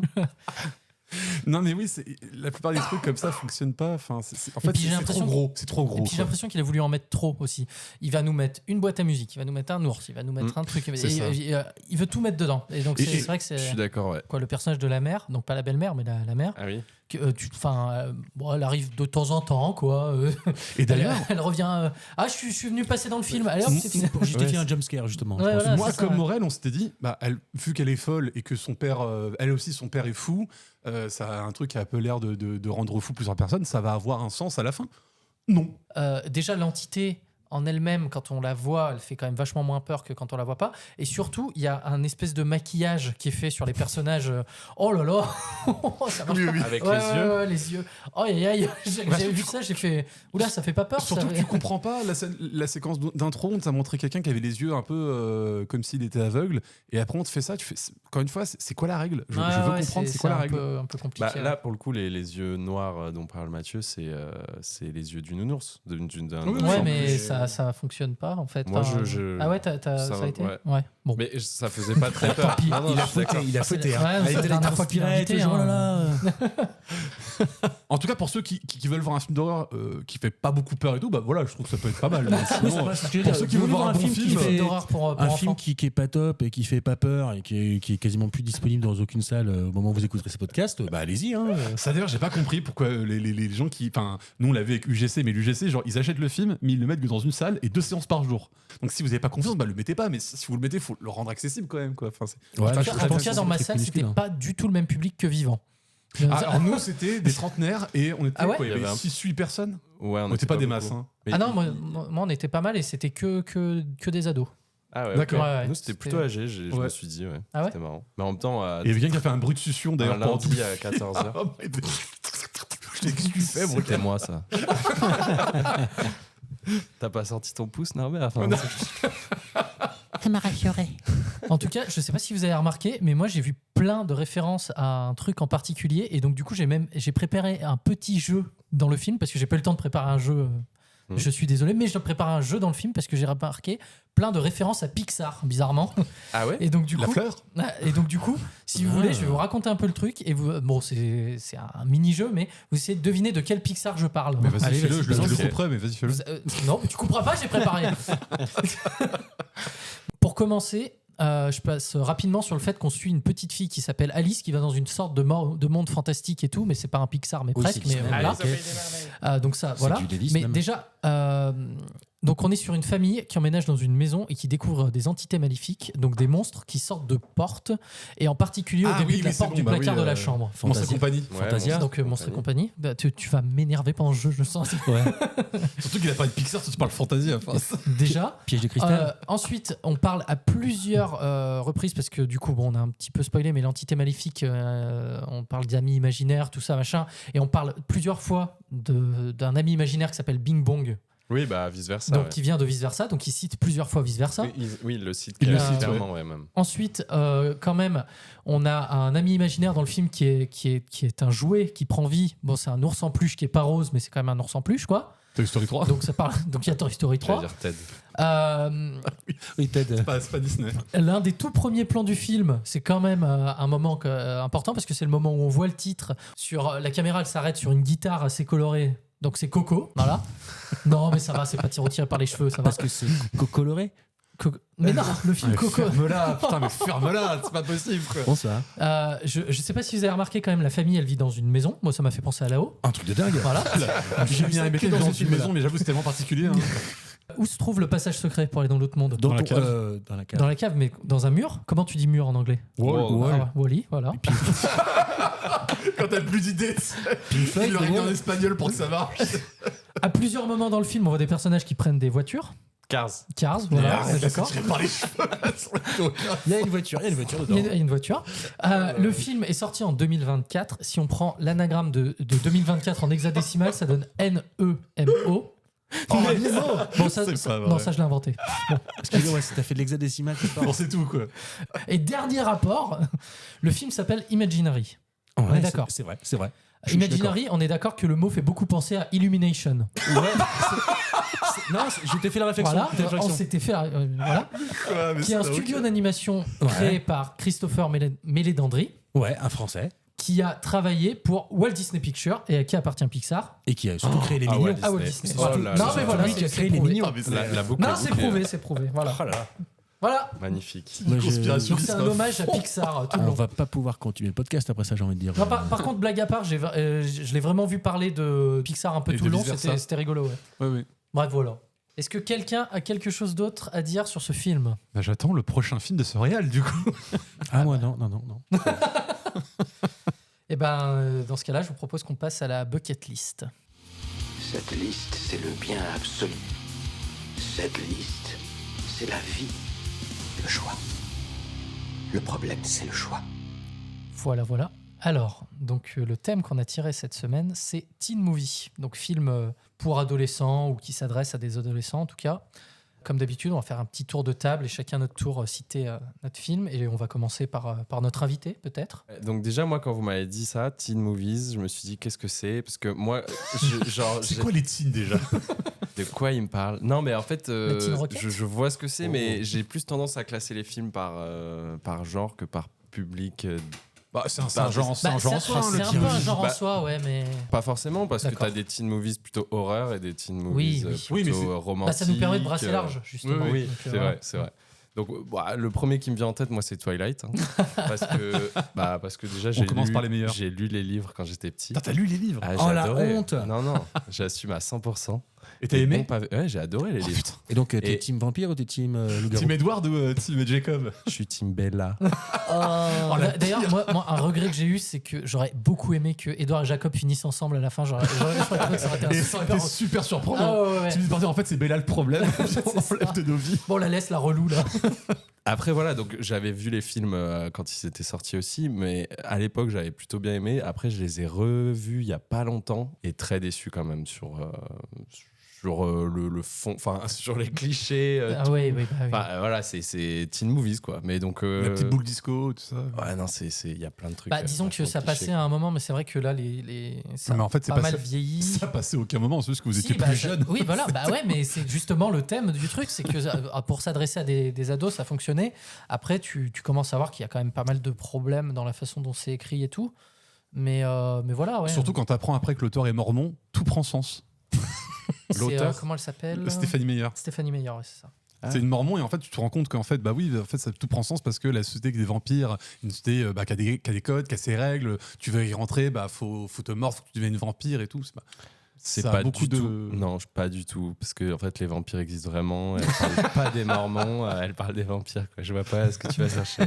Moi j'en ai pris 6 parce que j'étais pas sûr que tout le monde. Ouais, non, je pensais que mais les- six, non, moi, mais j'en ai plus je pensais que les autres. non mais je pensais que dans certains parce que j'ai pris. Ça serait pour pas moi, les 6 c'est- Transformers, des fois. Il n'y a eu que 6. Je pensais qu'il y en avait eu plus. Non, bah pour moi, il y en a eu 5. C'est déjà pas mal. Après, il y a eu le préquel Bumblebee. Moi, ça donne Et l'impression voilà. qu'il y a eu 18. Mr. V. Ah oui, c'est vrai. Mr. V. Bah, je l'ai pas vu. Non, mais pardon, vas-y, continue. Le premier que j'ai pris, c'est pareil, je me suis dit, à mon avis, César Laura, c'était la folle journée de Ferris Bueller Et oui. de John Hughes. Mhm. Bon, il y avait aussi The Breakfast Club, mais Ouais. les deux, John Hughes a fait 2 films qui parlent pour les adolescents. Il a fait Breakfast Club et La folle journée de Ferris Bueller. Moi, j'ai plus préféré La folle journée de Ferris Bueller. Donc, c'est l'histoire d'un homme joué par Matthew Broderick qui veut se taper une dernière journée parce que c'est en fin de lycée. Dans quelques jours, ils vont partir en vacances pour payer leurs études et puis après, ils rentrent en études universitaires. Et en fait, il veut vivre sa dernière belle journée. Donc, il sèche les cours et il prend avec elle sa meilleure pote / copine. Et son pote pour vivre une dernière journée. Ils vont faire les 400 coups. Et je Avec trouve la que c'est un belle film voiture du père du pote et tout ça. Ouais, il y a ça, ouais. Et généralement, les teen movies, j'ai un peu des soucis avec parce que je trouve que la plupart des réalisateurs qui font des teen movies, ils se foutent pas mal comme de la gueule des adolescents en disant mais regardez, ils sont cons, ils sont débiles et tout. Et John Hughes, je trouve que c'est un des rares qui vraiment fait un portrait des adolescents sans les faire passer pour des cons et tout, parce que c'est des personnages qui sont plutôt conscients de ce qu'ils vont faire et tout. Donc c'est un des films que je vous conseille. Très bien. Tu veux y aller? Alors, moi, ça fait longtemps que je l'ai à l'adolescence, parce que je me souviens, c'est pendant la guerre de Corée que j'ai rencontré une danseuse de cabaret, avant même qu'elle devienne Madame Joji Majo. Non, en fait, donc Entrée oui, pour en moi, j'étais gare, un petit peu embêté, parce que c'est vrai que Teen Movie, c'est pas forcément ma giga cam, et surtout à définir de base, et surtout des trucs, des films d'enfants ou des films genre jeunes étudiants, donc j'ai un peu de mal. Par quoi je vais commencer? J'ai bien envie de commencer par des trucs, je sais que vous n'aurez pas, mais des films de mon adolescence à moi. Si je vous parle de Génial, mes parents divorcent. Alors ça me dit un truc. Non. Le nom me Patrick dit quelque Braoudet. chose. C'est avec des gamins à 12 ans dans le cours d'école. Il y a un divorcé, les autres sont mariés, mais il y a un dont les parents divorcent et du coup ils se rapprochent. Et t'as une petite bataille de l'école, les fils de divorcés, les fils de mariés, et les fils de divorcés qui essaient de faire capoter les couples des mariés, ou des fils de mariés qui veulent rejoindre le club de divorcés, du coup qui veulent faire capoter le couple de leurs parents. C'est assez rigolo. C'est 84, 11. je dirais. 91. Oh putain, oui, 91. non, 91, tu vois, c'est un peu plus tard. Mais ouais, c'était bien sympa. C'était bien sympa. J'aimais bien ce film quand j'étais gamin. C'est bien, ça va vous donner une idée de quand est-ce qu'on était adolescent à chaque fois. Et c'était en couleur, moi, par contre. Attention. Hein. Quand moi j'étais ado, il y a eu Il y a pas trois. si longtemps que ça. Il y a hein. 3 non, c'était semaines. il y a eu 3 grosses sagas qui ont un peu marqué leur temps, qui étaient Divergente, Le Labyrinthe et Hunger Games. Voilà. Qui sont trois sagas que j'aime Trop bien. Divergente, c'est un peu dommage parce que ça s'est pété la gueule en cours. On n'aura jamais la fin. Ouais, si, il faut lire les bouquins, quoi. Yes. Mais ouais, ils ont jamais pu faire le dernier film. Le Labyrinthe, j'avais plutôt apprécié, j'avais trouvé ça cool, même si le 2 était un peu en dessous. Mais, Ouais, pareil. Et le mais 3? le 3, non, le 3, j'avais bien aimé, Moi, je franchement. trouvais que le 1 était bon et après. Bah en fait, moi j'ai le même Pas rapport avec Divergente qu'avec le Labyrinthe. C'est-à-dire que le premier, je le trouve intéressant. Ouais. Le deuxième, tu fais oulala. Ouais. Et le troisième, tu fais bon, bah, au final, oui, bah, c'est compliqué de passer après un 2 désastreux, quoi. Ouais, mais le Labyrinthe, c'était un problème parce que, contrairement au bouquin, ça expliquait rien. En fait, à la fin de la saga, tu sais pas plus pourquoi il y a eu un labyrinthe qu'au début, presque. Enfin, Alors que c'est le très, 3, il donne une réponse qui est nulle à chier. Non, Mais au moins, il donne une non, réponse. même le 3, hein, je trouvais que c'était super Laborieux. flou, quoi, à la fin. Mais ça m'a pas empêché de plutôt aimer le film. Mais du coup, moi, de ces 3 sagas-là, celle que j'avais préférée, c'était quand même Hunger Games, parce que je crois que c'est la première qui avait commencé à sortir. Donc Hunger Games, c'était l'histoire de 12 districts qui après avoir voulu Une se guerre, soulever ouais. contre le gouvernement, doivent fournir tous les ans un garçon, une fille entre 12 et 17 ans, je crois, pour les envoyer dans une arène se battre à mort. Et donc, du coup, avec ça, l'État règne par la peur, on va dire. Et c'est une saga que j'aime vraiment beaucoup, Hunger Games. Je la trouve très bien et en fait, c'est pas facile à regarder. Je l'ai revu récemment et en fait, c'est vraiment... c'est beaucoup plus violent que les deux autres. C'est beaucoup plus sombre. Et je me suis rendu compte que moi, quand je voyais ça ado, du coup, c'était déjà assez dur, je trouvais, dans les discours. C'est quand même une image d'un gouvernement très autoritaire. Je crois que le deuxième, effectivement, c'est le film le plus froid, le plus violemment froid. Ah ouais, non, mais t'as des scènes de de discours massacre, avec Donald Sutherland, donc, qui joue, je sais plus le nom de son personnage, mais qui joue le chef du gouvernement et qui dit bah pas grave, on va tous les faire mourir et puis voilà, comme ça ils vont comprendre que rien n'est jamais joué et qu'ils doivent toujours avoir peur. Ouais, moi je trouve que c'est quand même un petit peu stérilisé dans le sens pour les adolescents. Parce que, moi, adolescent, dans le même style, j'ai vu Battle Royale quand j'avais 17 ans. Battle Royale, sauf que Battle Royale, c'est pas vendu pour les adolescents, quoi. Bah, c'est fait par c'est des lycéens. Ils ont moins de 17 ans, les gamins. C'est comme si tu parlais de la stratégie Under. La stratégie Under, les personnages que tu vois sont des adolescents, mais c'est absolument... Non, c'est des enfants, mais c'est pour adolescents. Mais c'est pas pour adolescents, la stratégie Under. Battle Royale, c'est vachement plus violent, si tu vois, vachement plus. Quand j'ai le regardé... film est interdit moins de 16 ans en France, donc c'est compliqué de dire que c'est vendu pour ados. Il y a ça, mais c'est vrai que les Japonais sont un petit peu plus cool là-dessus. Pour moi, de mémoire, Battle Royale, c'était beaucoup plus sur le côté, justement, la reine et tout. Là où Hunger Games est beaucoup plus axé, pour moi, sur le côté politique derrière. Oui, il y a le politique. Quand tu regardes les deux derniers films, t'as plus du tout d'arène et tout. Je trouve ça vachement bien écrit, quoi. Justement, moi, c'est ça qui me manquait, c'est que ce que j'avais adoré dans Battle Royale, que je n'ai pas retrouvé dans Hunger Games, si mes souvenirs sont bons, il n'y a jamais un gentil qui va tuer un gentil. Mais c'est aseptisé. Mais c'est pour ça que tu compares un film qui a été vendu pour les adolescents à un film qui n'a jamais été vendu pour les adolescents. Par contre, je trouve que Battle Royale et Hunger Games, les deux parlent de politique, mais ils n'ont pas la même façon la ligne directrice. Dans Battle Royale, ils parlent de comment la société des adultes se rendent compte qu'ils ont un problème avec les jeunes et comment ils essaient de le régler. Donc, c'est cette guerre générationnelle, d'autorité, générationnelle, qu'il n'y a absolument pas dans Hunger Games. Kitano, magnifique. Dans Hunger Games, bon, c'est un truc plus classique, mais en même temps, c'est vendu pour ouais, mais je trouvais que ça allait plus loin, parce que du coup, j'en avais des souvenirs, parce que ça faisait peut-être 10 ans que j'avais pas vu cette saga. La moitié de ton âge, quoi. Voilà. J'en avais des souvenirs beaucoup moins violents, entre guillemets. J'étais surpris que ça aille autant dans le trash, quoi. Et donc du coup, je conseille de revoir Hunger Games parce que c'est bien. Il y a 4 ou 5 films. C'est trop bien. Il y en a 5. C'est 4 films. Parce que c'était la mode à l'époque de couper le troisième bouquin en deux. Harry Potter a lancé ils l'ont cette fait mode. Justement pour Twilight. Ils voulaient le faire, je crois, pour Divergente. Ils n'ont jamais fait la deuxième partie. Justement, un truc, par contre, le dernier, je trouve qu'il nécessitait 2 films pour en parler. Mais alors, il est coupé n'importe comment. Il aurait fallu soit le couper 10 minutes avant ou 10 minutes après. J'ai ce problème-là avec Harry Potter. Il est coupé n'importe où, le film. C'est vraiment dommage. Donc, Hunger Games. Alors, deuxième film, pour ma part, j'avais pensé à Microbe et Gasoil. De Michel Gondry. Ouais. Ah, tu connais? Oui. Ah oui, quand même. Michel Gondry, c'est pas un pecto. Attends, non, mais pas Michel Gondry, mais le film. Non, mais c'est pas un gars du terre-terre qu'on connaît pas. On connaît un peu la filmo de Je suis Michel très fan de Gondry, mais ça me parle pas du tout, ça. Sorti en 2015. D'accord. Donc Michel Gondry, moi personnellement, je le connais pas hyper bien ce réel. Je sais qu'il a fait le livre des sais pas son solutions il y a numéro. pas longtemps. Et du coup, Microbe et Gasoil. Microbe et Gasoil, donc c'est Qu'est-ce que c'est ça? Un film donc français. Hein. Les deux personnages principaux, c'est 2 garçons qui sont en 4e. Microbe et Gasoil. Voilà, c'est leur surnom, hein. C'est pas leur vrai prénom. J'espère qu'ils sont pas des parents horribles. Et voilà, en fait, c'est deux enfants qui sont pas très intégrés, qui se reconnaissent pas forcément dans les centres d'intérêt de leurs copains du même âge, etc. Mais qui, eux deux, s'entendent plutôt bien. Et en fait, ils vont décider de se construire une petite voiture et de partir en road trip, parce qu'ils ont envie de voir du pays. Comment régler les problèmes en fugant. Voilà. Et franchement, je trouve ça je les trouve hyper attachants. J'aime bien ce film. Cool. Vu qu'on parlait de Timovi, je vais quand même parler de mes plaisirs coupables. Alors, je peux parler d'American Pie parce que je les ai revus et plus je les vois, plus je me dis. C'est chaud quand même d'aimer ce genre de trucs. C'est chaud, mais c'était marqueur d'une époque. Quand j'ai vu au cinéma le 1, j'étais genre waouh. En fait, quand je l'ai revu, je me suis aperçu que le film se moquait beaucoup moins que ce que je pensais des comportements d'ados. Il avait tendance un peu à les valoriser. Alors peut-être que ça se moquait à l'époque, mais que c'est plus suffisant aujourd'hui pour. Je pense que c'est un marqueur d'époque. En fait, génération tellement changée. Et le mec dont on se moque, mais les autres, ça reste les héros. Et même quand ils ont des comportements un petit peu, en plus c'est de l'opportunisme. Parce que le premier American Pie, c'est quand même on veut baiser. Ah, c'est ça, hein. On veut baiser, on va. Ah bah c'est le scénario. Et c'est je, bon, voilà. ça, et je m'entraîne dans les tartes aux pommes, quoi. Voilà. D'ailleurs, c'était en mode. Il y a que moi qui est en mode. Bah non. Non, Enfin, non, qui- mais et puis pourquoi personne n'a jamais dit ça. Bref, le film dont je voulais vous On est parler. très dans le jugement, J'en ai quand deux. J'en ai deux. C'est Sex Academy, qui s'appelle en anglais Not Another Teen Movie. Ouais, très, très, Qui est justement un film qui se fout de la gueule de tous les films qui sont arrivés avec American Pie.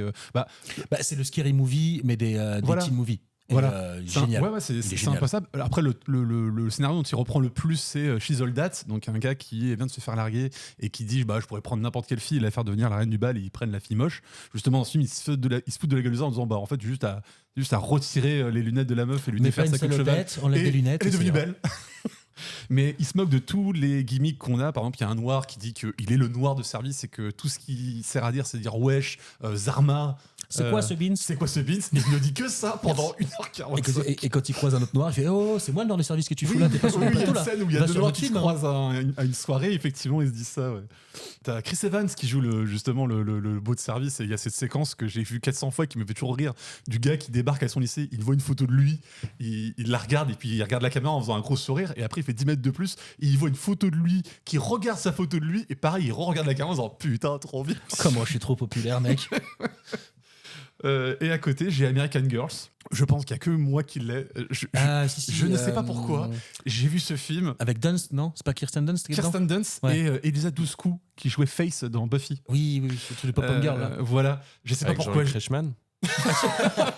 J'ai vu ce film une quinzaine de fois, je sais pas pourquoi. bien.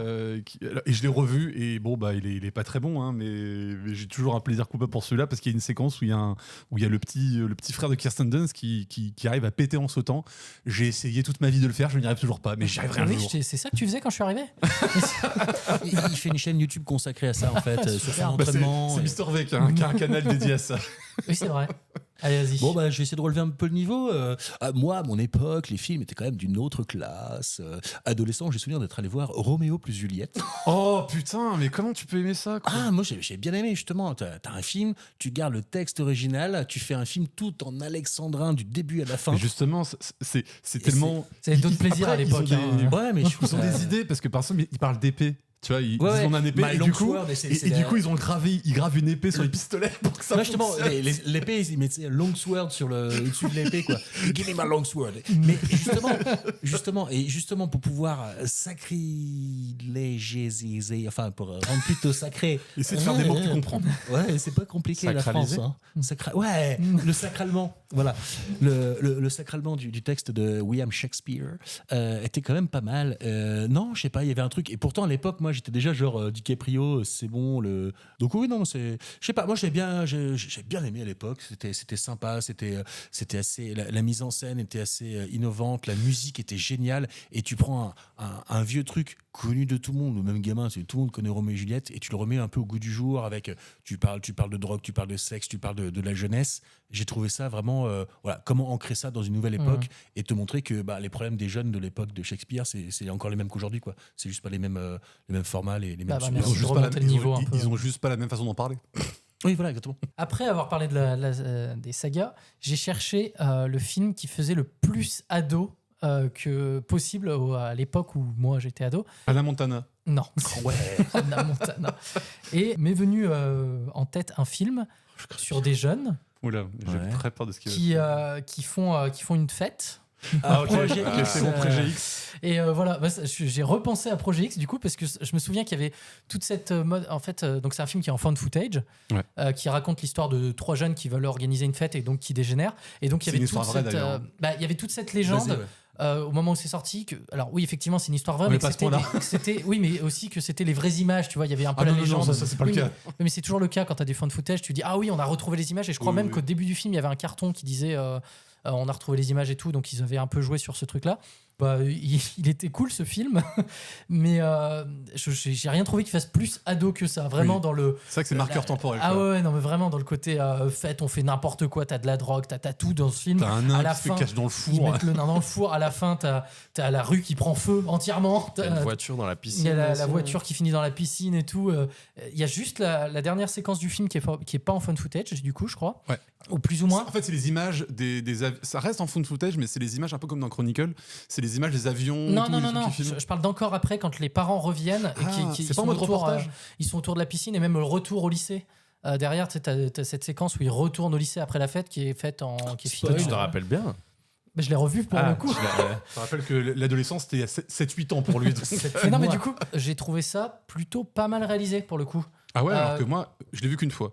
Je l'avais vu après la hype et je trouvais que cinématographiquement parlant, c'était assez pauvre, quoi. C'est pas facile de faire du found footage. Et là, je trouvais que ça allait et qu'ils arrivaient à peu près à justifier. Parce que c'est toujours ça le problème. Justifier d'avoir quelqu'un qui a une caméra dans les mains. Ça, ils arrivent bien. Et ça marche plutôt bien. Après, bon, bah, c'est tous les clichés des ados, des machins et tout. Mais en fait, je l'ai revu, je me suis dit, bon, ça va en fait. En fait, je m'attendais vraiment. J'ai pas passé un mauvais moment. Voilà. Non, mais je m'attendais à me dire, mais quelle horreur je regardais. Non, c'est mais en pas fait, une daube.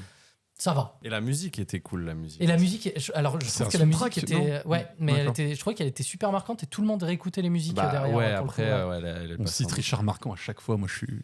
Ah non, là, C'est je Richard Marquand. te cite Kid Cudi, moi. Et, Oui, c'est j'allais dire marquant. Kid Cudi, ouais. Qu'est-ce qu'il nous parle de Marchand, lui? Marquant. On dit Marquant. Je dis, je suis très Richard Marquand, c'est trop bien. Ah si, bah, j'avais noté... c'était Where the Wild Things Are, donc qui s'appelle Max et les Maxi Monstres, mais c'est un peu le même style que Microbe et Gasoil, truc pour enfants un peu.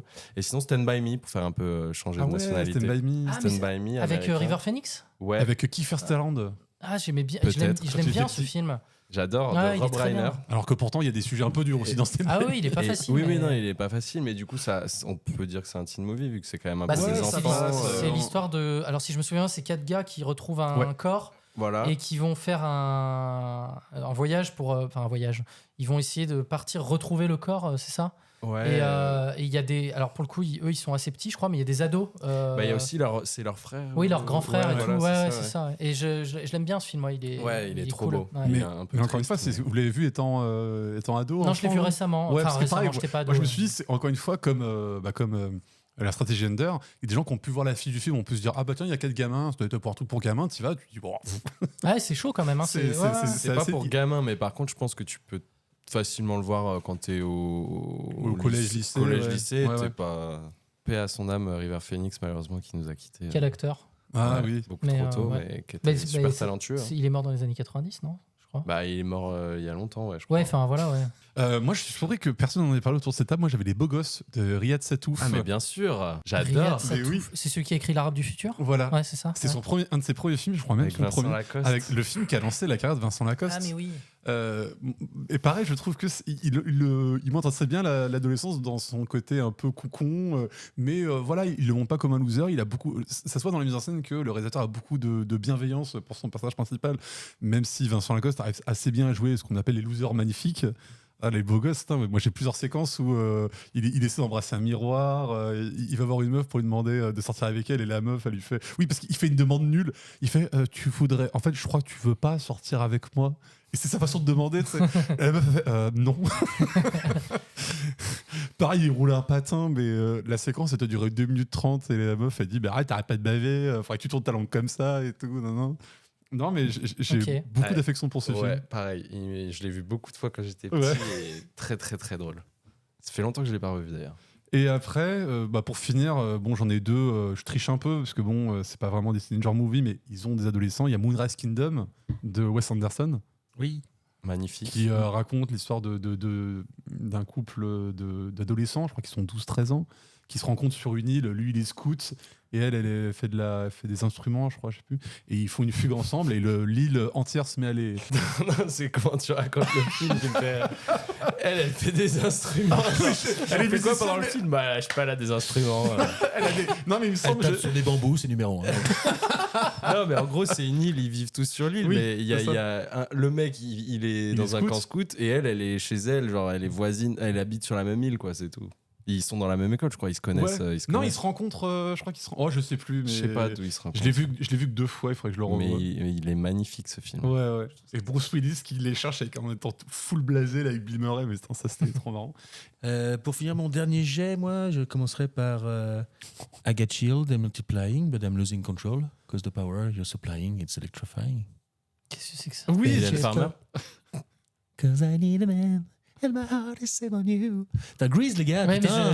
Grease. Mais la Grease, Gomina. Grease, c'est pareil. J'ai un peu du mal à le mettre dans film pour adolescents parce que. Ouais, ils sont sociaux Dieu, mais on est encore au lycée. Hein. C'est les derniers Oui, jours d'high school. mais hein. faudrait leur dire que c'est des lycéens parce qu'ils ont pas l'air de tout courant. Ils ont tous 25 ou 30 ans. Donc, À l'époque, tu retapais parce qu'il fallait. Quand tu passais ton brevet des collèges, il fallait faire les foins l'été et il fallait. C'était pas facile la vie. Puis le niveau était un peu Mais en meilleur. tout à cas, l'époque. après Grease. Et Grease, non, ouais, moi j'ai surkiffé ce film étant gamin. J'adore les chansons et tout ça. Je sais qu'il est pas parfait, mais même beaucoup. les chansons sont très bons. Ouais. Ah ouais.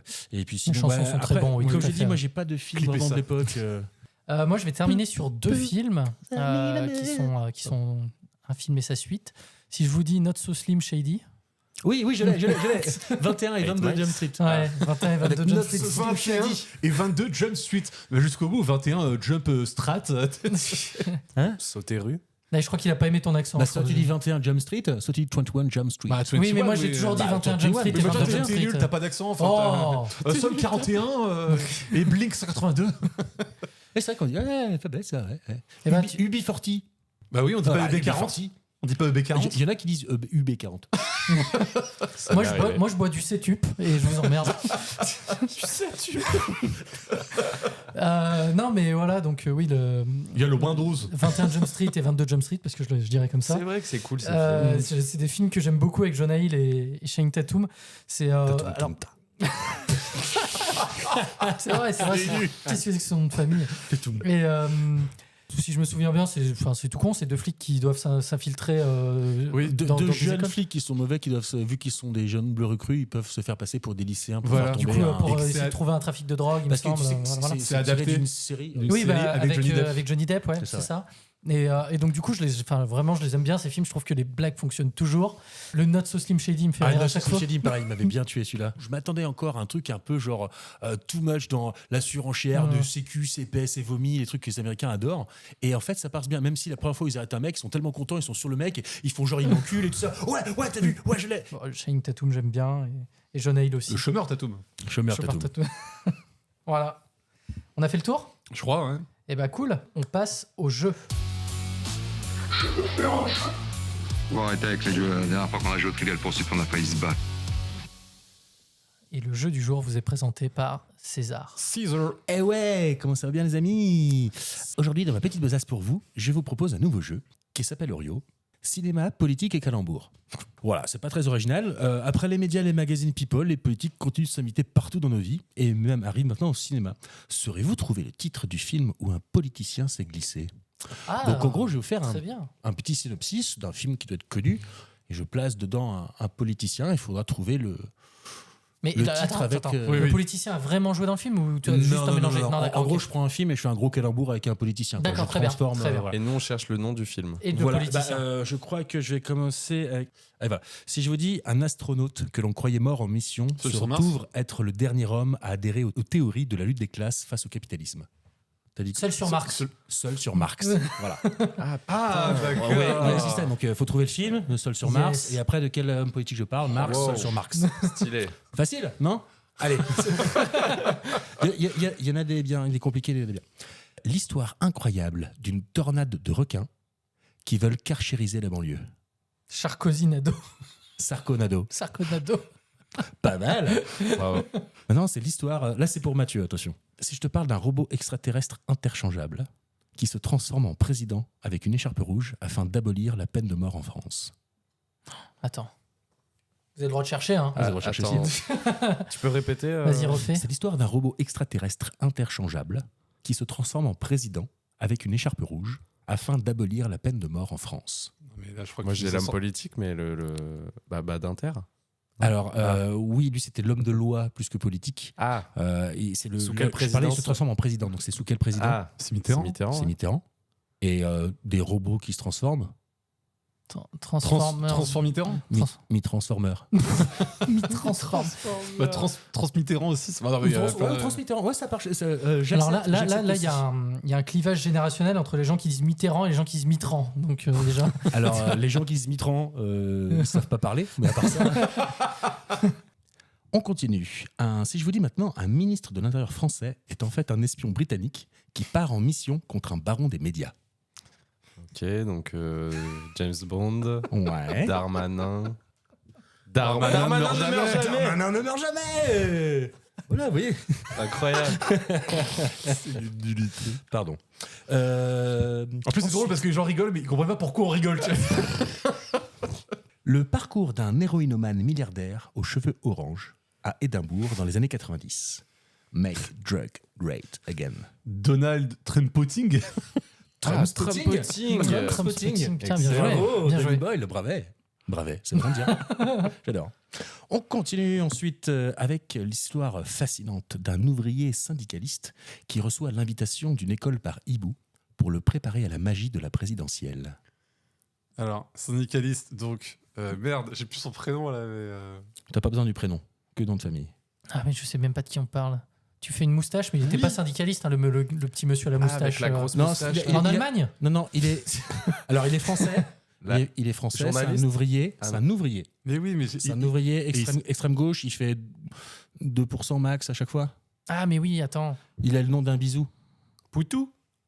Harry Poutou. Harry Poutou. Harry Poutou. Ah non, moi je pensais à CGT Martinez. Ah, Martinez. voilà, ouais, c'est mais à lui que je pensais. Harry Martinez, ça fait pas un Martinez. film de...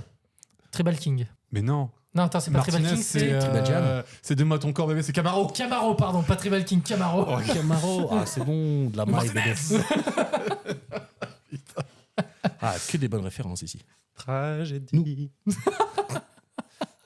Nous continuons ensuite avec la fameuse course-poursuite, fameuse entre un agent du FBI et un faussaire qui change continuellement d'identité afin d'échapper à une sombre affaire de viol au Sofitel. Alors, attends. Dominique Strauss-Kahn, donc arrête-moi si tu. En anglais Catch me if it's Strauss-Kahn. Bravo. Allez, on T'aimes enchaîne. beaucoup les jeux de mots, toi. Ah, le calembour est ma religion. On continue avec un calembour sur un de mes films préférés en plus, donc là ça doit être du one-shot, attention. Le changement c'est maintenant, et c'est sur les hauteurs de Los Angeles. Sur les hauteurs de Los Angeles. Mhm. Parce que le changement, c'est maintenant, c'est Sarkozy, ça, non? Oh Bah non, c'était c'était son concurrent, celui qui a gagné Sarkozy. C'est Hollande. Et ouais. Mais Un film. hauteurs de Los Mulholland Angeles. Drive. Mulholland Drive. Yes. Bien, voilà ça. C'est Mais là, la t'as rien bonne. changé, là. Bah Hollande Drive. Voilà, excuse-moi. Si, parce qu'on c'est bon. visualise Hollande et pas Mulholland Drive. Quoi. Continue maintenant, nous avons le super synopsis de l'histoire de 3 hommes, colocataires à Paris, qui voient leur vie bouleversée lorsqu'ils se retrouvent à devoir garder et s'occuper d'un bébé insoumis laissé sur le pas de leur porte. Insoumis, c'est 3 hommes et un Mélenchon. C'est quoi le titre original? Je me souviens. 3 hommes et un couffin. 3 hommes et un Mélenchon. Ruffin. 3 hommes et un Ruffin. Yes. Voilà, bien. Ensuite, nous avons un chasseur militaire interplanétaire génétiquement modifié qui vient sauver un ancien Premier ministre français et maire de Bordeaux d'une tentative d'assassinat. Le chasseur lui apprend qu'il est la récurrence génétique de la souveraine fraîchement assassinée d'une des plus puissantes dynasties de l'univers. Oh là là. Ça allait trop vite. Hein. Ça, c'est pas facile. Hein. J'ai le gars, mais j'ai pas le film, je crois. C'est quoi le gars? C'est Juppé. Juppé, ouais, Ouais. ouais, très bien, très bien. Et ensuite, c'est une histoire de dynastie dans l'univers. Ah, en fait, c'est toi le. C'est toi Ah, l'élu. Juppé Ascending? Jupiter Ascending. Bien joué. Le Jupiter, Juppé. Voilà. Bravo. Ça y est, enfin, celui-là, je l'attendais, c'est mon préféré. Attention, Il est plus chaud que nous. c'est 2 points pour celui-ci. Mathieu McConaughey de la monnaie. Mathieu n'a que de la monnaie. Ouais. Non, c'est un jeune Premier ministre qui joue à la bataille navale face à des extraterrestres qui ne ressemblent définitivement pas à des crevettes. Mars Attal. Oh, mais attends, ça n'a rien à voir, mais Non, bravo. Ça aurait pu être Marx Attacks, mais non. Donc On là, avait Mad Max aussi, mais bon. le film Attends, est- c'est Battleship. Voilà, Battleship. Euh, Un jeune Premier ministre. Bah, Attal. Attalship. Battleship. Oh là là. Ah, j'ai réussi à placer Battleship, je suis content. Hein. Je m'en fous. Ensuite, on a retrouvé l'enregistrement vidéo en fan footage d'un ancien Premier ministre anglais qui s'est perdu dans des bois réputés pour abriter une sorcière. Ah, alors attends. Attends, tu peux recommencer, j'ai juste pas le début. On a retrouvé l'enregistrement vidéo d'un ancien Premier ministre anglais qui s'est perdu dans des bois réputés pour abriter une sorcière. Fan footage. Les forêts de Churchill. Les forêts de Churchill, non, c'est pas Churchill. C'est Ah oui, mais le je vois ce premier que- film j'arrive- fan footage. oui, j'arrive pas à retrouver le nom. C'est pas. Si vous avez le titre, vous avez le mec. J'ai l'affiche, mais j'ai plus le Ouais, film. mais moi aussi, je vois C'est très bien Lane, l'affiche. Lane, je sais pas quoi là. C'est Ah, c'est purée. un peu comme le dernier film qu'a cité C'est Blair Mathieu. Witch. Ouais. Le projet. Projet Blair Witch, ouais. Voilà. Euh, Et un Premier ministre anglais dans les années 90, 2000. Tony Blair, Tony Blair Witch. Le projet Tony Blair Witch. Ah, bien joué. Ah, qu'est-ce qu'on apprend des choses, c'est dingue. Hein. Et on continue avec un général français qui se retrouve exposé à des radiations nucléaires lors d'essais. Il devient un géant qui finit par terroriser la ville de New Godzilla. York en détruisant des buildings. Tu as dit, pardon? De Godzilla. De Godzilla, voilà. Attention, le prochain, culture un peu plus, je ne sais pas si vous allez avoir ce film, mais bon, on va tenter. C'est l'histoire de Mike, toxicomane narcoleptique, accompagné d'un ami dont il est amoureux, qui partent à la recherche de la mère du premier. Sa mère qu'il a mystérieusement abandonnée pour prendre le pouvoir à la mairie de Paris. C'est pas facile. Alors. C'est un film avec River Phoenix, dont Ah on ouais. parlait juste avant. Alors, Mairie de Paris, c'est. Mais Hidalgo. Voilà, Hidalgo. Anne Hidalgo. Ouais. Mais c'est le film que j'ai pas. Ouais. Ah, film- attends. Oh, je pense que tu peux l'avoir. Si je vous dis Gus Van Sant, Gus Van Sant. Keanu Reeves. Ah oui, Ah mais je l'ai pas. oui, là, River je Phoenix. vois bien la scène des deux sur la moto là, avec Keanu Reeves et River Phoenix. Comment il s'appelle C'est pas ce film? Brokeback Mountain? Non. Non, c'est. Boys Don't Bah, Cry. c'est bien ça, cette C'est quoi fameuse ce scène film, là où déjà t'as River Phoenix et ah Et là Keanu là. Reeves. Comment il s'appelle ce film? Non, je le retrouverai pas. Hein. Dis que le début du film. My Own. Private Idaho. Voilà. My Own Private Hidalgo. Voilà, très bien. Putain, ça me revenait pas. Il était pas facile celui-là. Ensuite, nous avons l'histoire d'Eric, un quadragénaire qui cherche à faire l'amour pour la première fois. Ses tendances fascistes et ses conspirations sur le grand remplacement n'aideront sans doute pas à réaliser sa basse besogne. Eric Ciotti, 40 ans, toujours puceau. Mais comment placer ça C'est quoi. pas Ciotti. C'est Zemmour. Zemmour, ouais. 40 ans, Zemmour Puceau. Oh là là. Voilà. Ouais, j'avais l'occasion de mettre Zemmour et Puceau dans la même phrase, j'étais assez content de moi, donc ça me suffit. Voilà. Plus que 2. Attention, je vous préviens, parce que vous êtes encore choqués, je vais faire un accent sur le prochain. Mais je vous préviens, c'est Attention, qui est-ce qui va ramasser cette fois? Alors, Quel continent on va ramasser cette fois quoi. dans un train, C'est pas un homme est possible. retrouvé assassiné de 12 coups de couteau. Heureusement, un ancien Premier ministre français avait l'accent du Sud, et là, pour enquêter sur ce mystère. J'ai rien écouté. Ah bah voilà, 12 voilà. coups de couteau. Et dans un train, il y a un homme qui est retrouvé assassiné de 12 coups Oui, de donc couteau. le crime de l'Orient Express. Voilà, avec un ancien Premier ministre français qui a l'accent du Sud. Je vois pas. Si, moi je l'ai. Mais en fait, je vois sa gueule, mais j'ai plus son nom. Bah, on l'a eu il y a pas très longtemps en plus. Tu vois. Bah oui. Rocard. Non. C'est pas un name dropping. Je sais pas, Le mec, un c'est une vieil viande, homme politique, quoi. Peut-être le seul Premier ministre français qu'on a eu avec un accent. Bah, justement, ça me vient pas comme ça. Ah là, Je c'est- l'ai plus. Ouais, non, je l'ai T'as pas. pas la première lettre ou. Ah bah, c'était le crime de Laurent Castex. Ah putain, mais oui. C'est Catex. Castex, Moi, je attention. pensais à un vieux Ouais, moi aussi, vieil ouais. homme politique, je sais pas pourquoi. Bon, non, je suis pas si vieux que ça, les gars, attention. C'est Norbert là qui nous retourne le cerveau. Et pour finir, attention, on va taper dans du Dans du high dur. level de référence. C'est un classique russe, où lors d'une révolte de marins, un dictateur torse nu sur un cheval essaie de rattraper un bébé qui dévale des escaliers dans son berceau. Mais c'est le cuirassé Potemkin. Mais, Et le dictateur torse nu sur son cheval. ah bah c'est le cuirassé de Poutine. Le croisé Poutinkin, c'est ça. Et juste la Alors petite attention, référence. c'est- Poutine n'est pas officiellement dictateur, hein, attention. hein. Ah, pardon. Attention, Pour attention, lui, hein. pour lui, c'est une démocratie. C'est juste que c'est une démocratie où on enferme tous les gens qui ne sont pas d'accord avec nous. C'est le principe russe. Ouais, tant que tout le monde est d'accord, il est Voilà. d'accord. hein. Et voilà, bah, c'est tout pour aujourd'hui. Merci. De rien. Ok, et ben donc il est l'heure de passer aux questions. Il y avait une autre chose que je voulais vous demander. Je peux vous poser une question, même si ça fait 30 fois? Si ça fait 30 fois que je réponds, je vois pas bien l'intérêt. Alors, encore quelques questions cette semaine. On va commencer par celle-ci, parce que c'est pas le cas de tout le monde ici. Est-ce que vous avez vu Dune? Donc moi, non, par exemple. Je crois que je suis le seul à l'avoir vu, hein, de toute façon. Bah, je n'ai même pas vu le premier. Donc, Bah non, mais toi, tu détestes Denis Villeneuve. donc, je déteste, forcément. c'est un bien grand mot, mais... Bah si, c'est le cas. Non, Mais, bah, moi, je me ça dis- ne m'intéresse pas, parce que ouais, j'ai eu du mal avec les autres films de Denis Villeneuve. Justement, ça rejoint une autre question de si on a vu Premier Contact. Enfin, si on peut parler de Premier Contact. Et moi, j'ai beaucoup de mal, en fait, avec ce film. Et donc, du coup, je suis pas allé voir Dune, ni le premier, ni le deuxième, malgré les bandes annonces qui me donnaient envie, parce que le peu de films que j'ai vus, mais je crois que j'en ai déjà parlé, mais que ce soit Premier Contact, que ce soit Blade Runner ou... Incendie. Non. Il a pas vu Prisoners. Ennemi. Bref, j'ai pas accro... Enfin, j'ai un peu du mal, quoi. Donc voilà. Alors, je pense que Dune 1 ne te fera que de te conforter dans ton avis sur Denis Villeneuve, parce que c'est pas un film que j'ai beaucoup apprécié.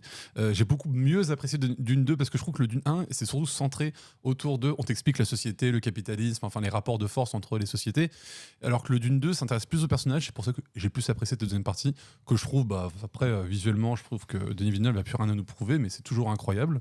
Voyez-le en IMAX, moi je l'ai pas vu en IMAX, mais ça avait l'air d'être... déjà que c'était très bien en 35 mm, alors en 75, je sais même pas. Non, mais j'ai beaucoup aimé, voilà.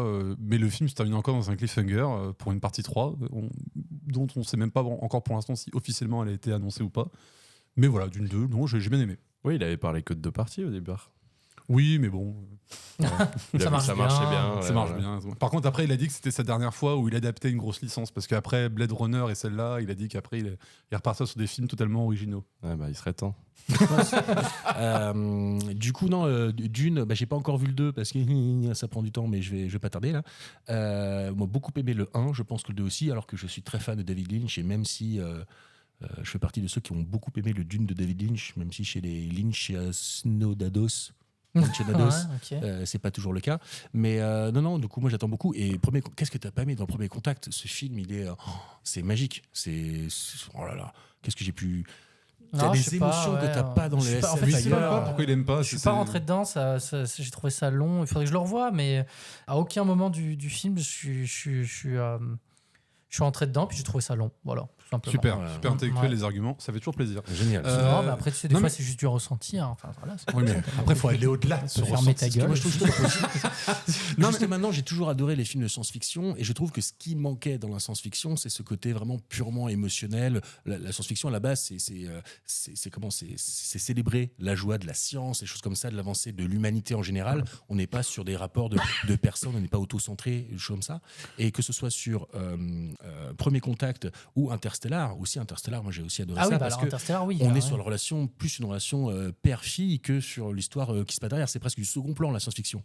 Et pareil, dans Premier Contact, on était sur une histoire de paternité, qui est vachement plus forte que toute la science et la fiction qu'il y a derrière. Et pour ça, je l'ai trouvé magnifique. Avec en plus le petit twist qui arrive aux 2 tiers du film, un truc comme ça, qui est génial. Premier Contact, allez voir. Si vous ne connaissez pas ce film, allez voir. C'est un must. Je trouve qu'en plus que c'est un de ces films les plus accessibles. Donc pour un public qui ne pas trop bien, parce que je trouve que le truc qui peut un peu rebuter les jeunes personnes, c'est qu'il arrive vraiment à faire du film d'auteur dans un blockbuster. Exactement. Enfin dans la SF, que je peux comprendre que les gens n'aiment pas la SF et tout ça, mais là faut pas se rebuter par rapport à ça. C'est vraiment pas ce genre de moi film. je connais pas mal de gens qui sont pas fans à la base de films de SF et qui ont apprécié le film. Donc toi c'est plutôt l'inverse, t'aimes bien la SF. Ouais, c'est étonnant, mais il a un petit souci, c'est que lui dès que c'est bien il n'aime pas. Non, mais après chacun il faut de tout. Il aime bien la SF, il aime bien Transformers 3. De là à dire qu'il aime la SF. Oui, voilà, t'aurais dû apprécier, toi qui aimes quelque chose qui est un peu plus profond que juste de la SF habituelle. Transformers 3, pour le coup, là, ça va un peu plus loin, quoi, tu vois. En quoi c'est profond, des mecs qui se transforment en camion et en micro-ondes, quoi? Non, mais parce que t'as mal compris. Non, mais revois-le. Revois-le avec tes yeux d'adulte. La force, en plus, de Denis Villeneuve, je trouve qu'elle réside vachement dans le montage. C'est-à-dire que dans une époque où on a maintenant... C'est rare d'avoir des montages où les plans durent plus de 5-6 secondes. Les films de Denis Villeneuve, ils arrivent à faire des blockbusters avec un montage où les plans durent, quoi, tu vois. Même une scène de discussion qui arrive au début du film, les plans durent au moins 10-15 secondes entre chaque chant et contre-chant. Et pareil, là, quand on voit la révélation de Premier Contact, là, quand elle arrive sur le lieu où on voit le vaisseau qui est là, et on a vraiment un très long plan, je crois, il doit durer presque 20 secondes. Et même dans Dune 2, il y a, bon, je vais faire un spoiler, mais il y a une scène de combat. Et même dans une scène de combat où on pourrait attendre un montage plus cut, plus rythmé et tout, il garde cet esprit de faire durer les plans qui raconte quelque chose, quoi. Donc je trouve ça assez impressionnant de sa part. En tout cas, moi j'adore Villeneuve, mais si je dois en sélectionner qu'un, c'est Incendie, que Norbert a parlé, qui est incroyable. Donc c'est une fille qui cherche un peu des explications sur sa famille, elle a des histoires de famille un peu compliquées. Je ne vais pas rentrer dans les détails parce que j'en serais pas capable. Mais c'est magnifique et c'est un peu long et il se passe plein de choses, il y a plein de flashbacks et tout, et c'est incroyable la fin. Les explications se sont apportées un peu à la fin. Et voilà, magnifique film. Puis surtout, Denis Villeneuve, il a ce rapport, souvent dans ses films, les thématiques de comment tu crois ce que tu crois. Et qu'est-ce qui fait que tu crois et qu'est-ce qui remet en cause ta croyance ou ta foi, qui est d'ailleurs aussi présente dans Dune 2. Mais il y a dans ça dans Incendie, il y a ça dans Premier Contact, et il y avait aussi ça dans... j'ai plus le nom du film, je crois que c'est Polytechnique.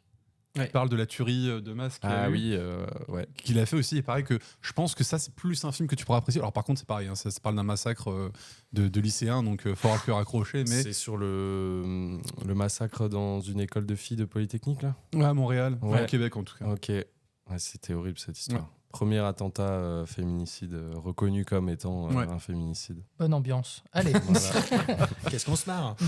Alors, pour une autre petite question, est-ce que vous avez des personnages iconiques, ultimes, ou qui vous ont marqué, en tout cas, dans le cinéma, voire comme vos personnages préférés Et comme je disais tout à l'heure, je crois que c'est Bob l'éponge. Du coup, heureusement, il y a un film Bob l'éponge, mais ouais, ça fait pas trop personnage de cinéma. Non, gamin, j'avais une tapisserie James Bond, donc j'ai longtemps été James Bond.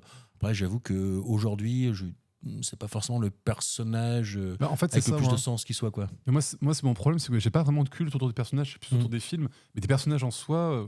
Comme ça, j'ai Han Solo, tu vois, parce que c'est un personnage qui me fait à la fois rire et à la fois m'interroge un peu sur le rapport l'homme à la femme, surtout dans la première trilogie. Mais sinon, non, j'ai pas trop vraiment de personnages cultes. C'est assez dur comme question. Ouais. Moi, j'avoue, quand j'étais petit, James Bond, j'étais vraiment fan. Après, ça, c'est mon modèle. Je me reconnais un peu moins dans ses valeurs. Et quand t'étais petit, toi, James Bond, c'était Pierce Brosnan, c'est ça ? Mon préféré, c'est quand même Daniel Craig, je crois. Oh, c'est le dernier. Oui, Daniel Craig, oui, j'avoue qu'il a un côté réalisme qui est classe. Qui est un peu mieux. Mais sinon, s'il fallait choisir un personnage, du coup, là, j'ai pensé à François Pignon. qui apparaît dans plusieurs films. Lequel, ouais, parce qu'il y en a eu Villeray, je le trouve incroyable, cet acteur. J'adore. Même comment Pierre Richard. Pierre Richard, très bon. Oui, Pierre Richard. Et Gad Elmaleh, le plus nul d'entre eux. C'est ça. C'est vrai, Gad Elmaleh a fait un. Oui. Dans quoi ? Ah, je me souviens plus. Mais je me souviens que c'est avec la doublure. Oui, c'est ça, la doublure. La doublure. Ah ouais. J'ai pas dû voir. C'est François. Avec Danny Boone et Alice Taglioni. Alice Taglioni qui est une femme super connue et qui a une relation avec un voiturier, un businessman super connu. C'est pas Daniel Auteuil. Pour pas que ça sache, on lui invente une fausse relation avec François Pignon, avec Gad Elmaleh. En fait, je me rappelais pas qu'il s'appelait François Pignon. Il y a une photo d'eux qui paraît où en fait t'as le gars avec qui elle est censée être et à côté t'as Gad Elmaleh. Il lui fait on va faire croire qu'elle est avec le gars de la photo parce qu'elle est juste à côté de lui. Sinon ça va faire scandale et du coup voilà. D'ailleurs, est-ce qu'on est d'accord pour dire que la meilleure utilisation de François Pignon, c'est pour le dîner de con? C'est un peu classique. Pour moi, c'est une des meilleures comédies qui a jamais été faite. Très très bon. Chaque fois que je le revois, ça marche à chaque fois. Ouais. Non, parce que les rapports de force, c'est quelque chose qui n'a pas vieilli, quoi. Il y a toujours des entreprises avec des cadres qui se foutent de la gueule des prolos, donc ça bouge pas, quoi. Je donne à votre sœur, mais j'ai pas de sœur. Personnage, moi je pense évidemment à Indiana Jones ou T-Rex de Jurassic Park ou Alan Grant de Jurassic Park. Mais je dirais peut-être aussi Jack Sparrow parce que j'adore ce personnage de Jack Sparrow. Il y a que toi qui sais mettre du eyeliner comme lui.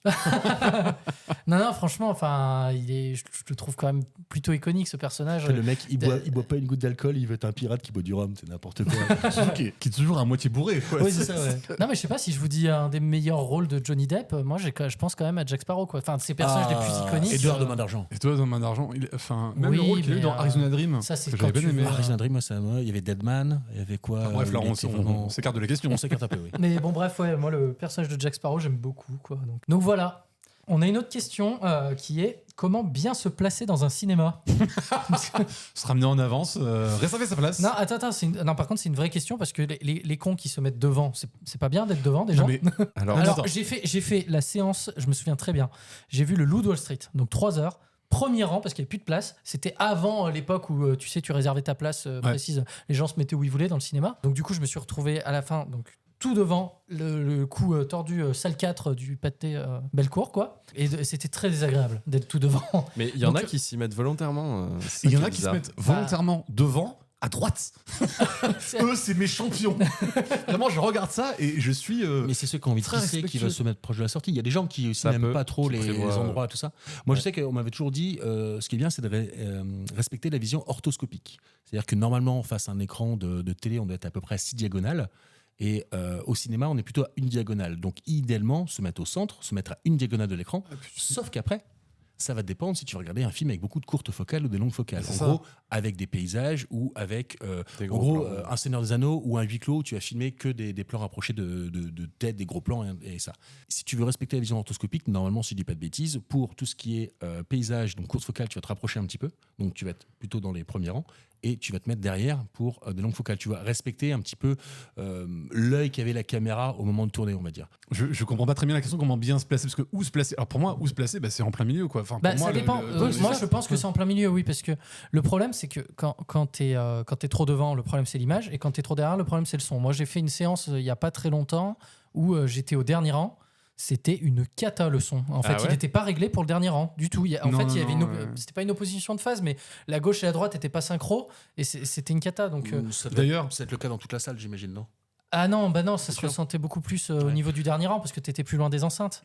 Mais donc globalement, plein centre, c'est plein ce qu'il y a- centre et suivant si c'est du paysage ou pas, tu Parce t'approches. que j'imagine que quand ils règlent une salle de cinéma, ils doivent le régler pour une position particulière et à mon avis, ils prennent le centre en fait, tout simplement. Donc, Moi, je sais que j'aime bien être plutôt au fond de la salle, bon, centré dans l'idéal.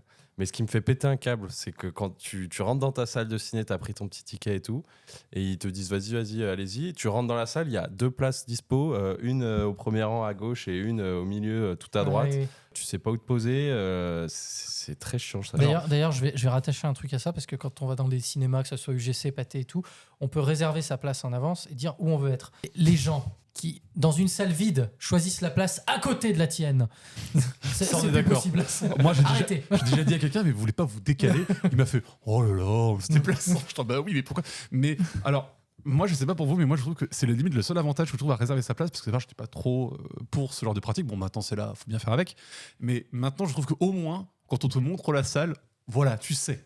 Ouais. Parce que moi, le nombre de fois où tu rentres dans la salle, et je me rappelle, tu fais, oh putain. Ouais, non, mais carrément. Ouais, tu fais merde, et tu sais, tu restes 30 secondes en mode, bon, on va pouvoir se mettre. Je me souviens d'être allé voir le Hobbit 2 au Grand Rex. Un peu comme toi, les seules places qui restaient, c'était tout devant, tout à droite. La séance a été horrible. Moi, ça m'est déjà arrivé de me casser parce que ça vaut pas le coup. Ah oui, quand t'es en illimité, moi, c'est ce que je fais. Je rentre. je t'ai même pas en si à illimité. 2 tiers plein, je reviendrai. Et moi, c'est vrai que quand je suis sorti du film, j'étais en mode, bon, il va falloir le revoir parce que mais c'est triste. j'ai pas compris beaucoup du film. C'est dommage, mais toutes les places sont pas faites pour. Et se dire que tu payes pour avoir voilà, des et surtout, conditions comme moi, ça. ce que je me demande, c'est pourquoi vous conservez ces places, enlevez ces places-là. Alors, ça dépend, mais par exemple, pour avoir essayé des salles IMAX, je les trouve beaucoup mieux réglées et je trouve qu'on voit bien de toutes les places pour le coup. Là, ils ont fait un effort, il y a un vrai recul. Est-ce que la toile est courbée aussi? Non, pas forcément, mais c'est juste qu'il y a une vraie distance entre le premier rang et l'écran. Oui, voilà. Et là, toutes les places sont C'est vrai qu'en correctes. plus, quand tu vas dans les cinémas, moi c'était mon cas dans mon cinéma de quartier dans la ville où j'ai grandi, c'était un théâtre. Ça fait un théâtre-cinéma. Mais du coup, comme c'est un théâtre, t'as la scène qui a 1 mètre, 1 mètre et demi de hauteur pour les premiers rangs. Et donc, quand t'es au premier rang, tu dois lever la tête, mais un truc de fou pour voir l'écran. Et tu te dis, mais qui fait ça, quoi? Oui, ça dépend en plus dans quel genre de cinéma tu vas, c'est sûr. Donc une autre question très intéressante et très à propos qu'on a reçue, c'est est-ce qu'on peut partir en Italie avec une carte d'identité périmée et, c'est César qui a vérifié. Oui, c'est possible. Allez, next. Oui, il semblerait que si votre carte est périmée de moins de 10 ans, vous pouvez toujours voyager dans l'intégralité de l'UE, de l'espace Schengen. Merci César. Je vous en prie. Et une dernière question, on nous demande pourquoi on suit Danny Briand sur Instagram, ça m'a fait rire. En gros, si vous regardez bien, on suit 3 personnes qui sont Brut. Le Comic-Con. Le Comic-Con et Danny Briand, donc ça fait con brut brillant, voilà. C'est tout. Oh là là. C'est aussi con que ça, voilà. Mais ils sont forts. Mais tout est lié. Oh là là. Voilà. Donc je pense qu'on a fait le tour des questions pour aujourd'hui. C'était peut-être un épisode un peu plus long que les autres. On va voir ce que Norbert nous fait de ce montage. et puis voilà. Et puis donc je lui laisse le mot de la fin. Bah non, moi je suis bien parti. Écoute, je termine. On vous retrouve bientôt dans un prochain épisode. On vous invite évidemment à nous suivre sur Instagram @cbb_podcast. Et surtout aller voir des films, des bons si possible. Imaginary, vous n'êtes pas obligé d'y aller, c'est pas grave. Et on vous dit à la prochaine. Salut. Ciao. Au revoir et merci. Bisous.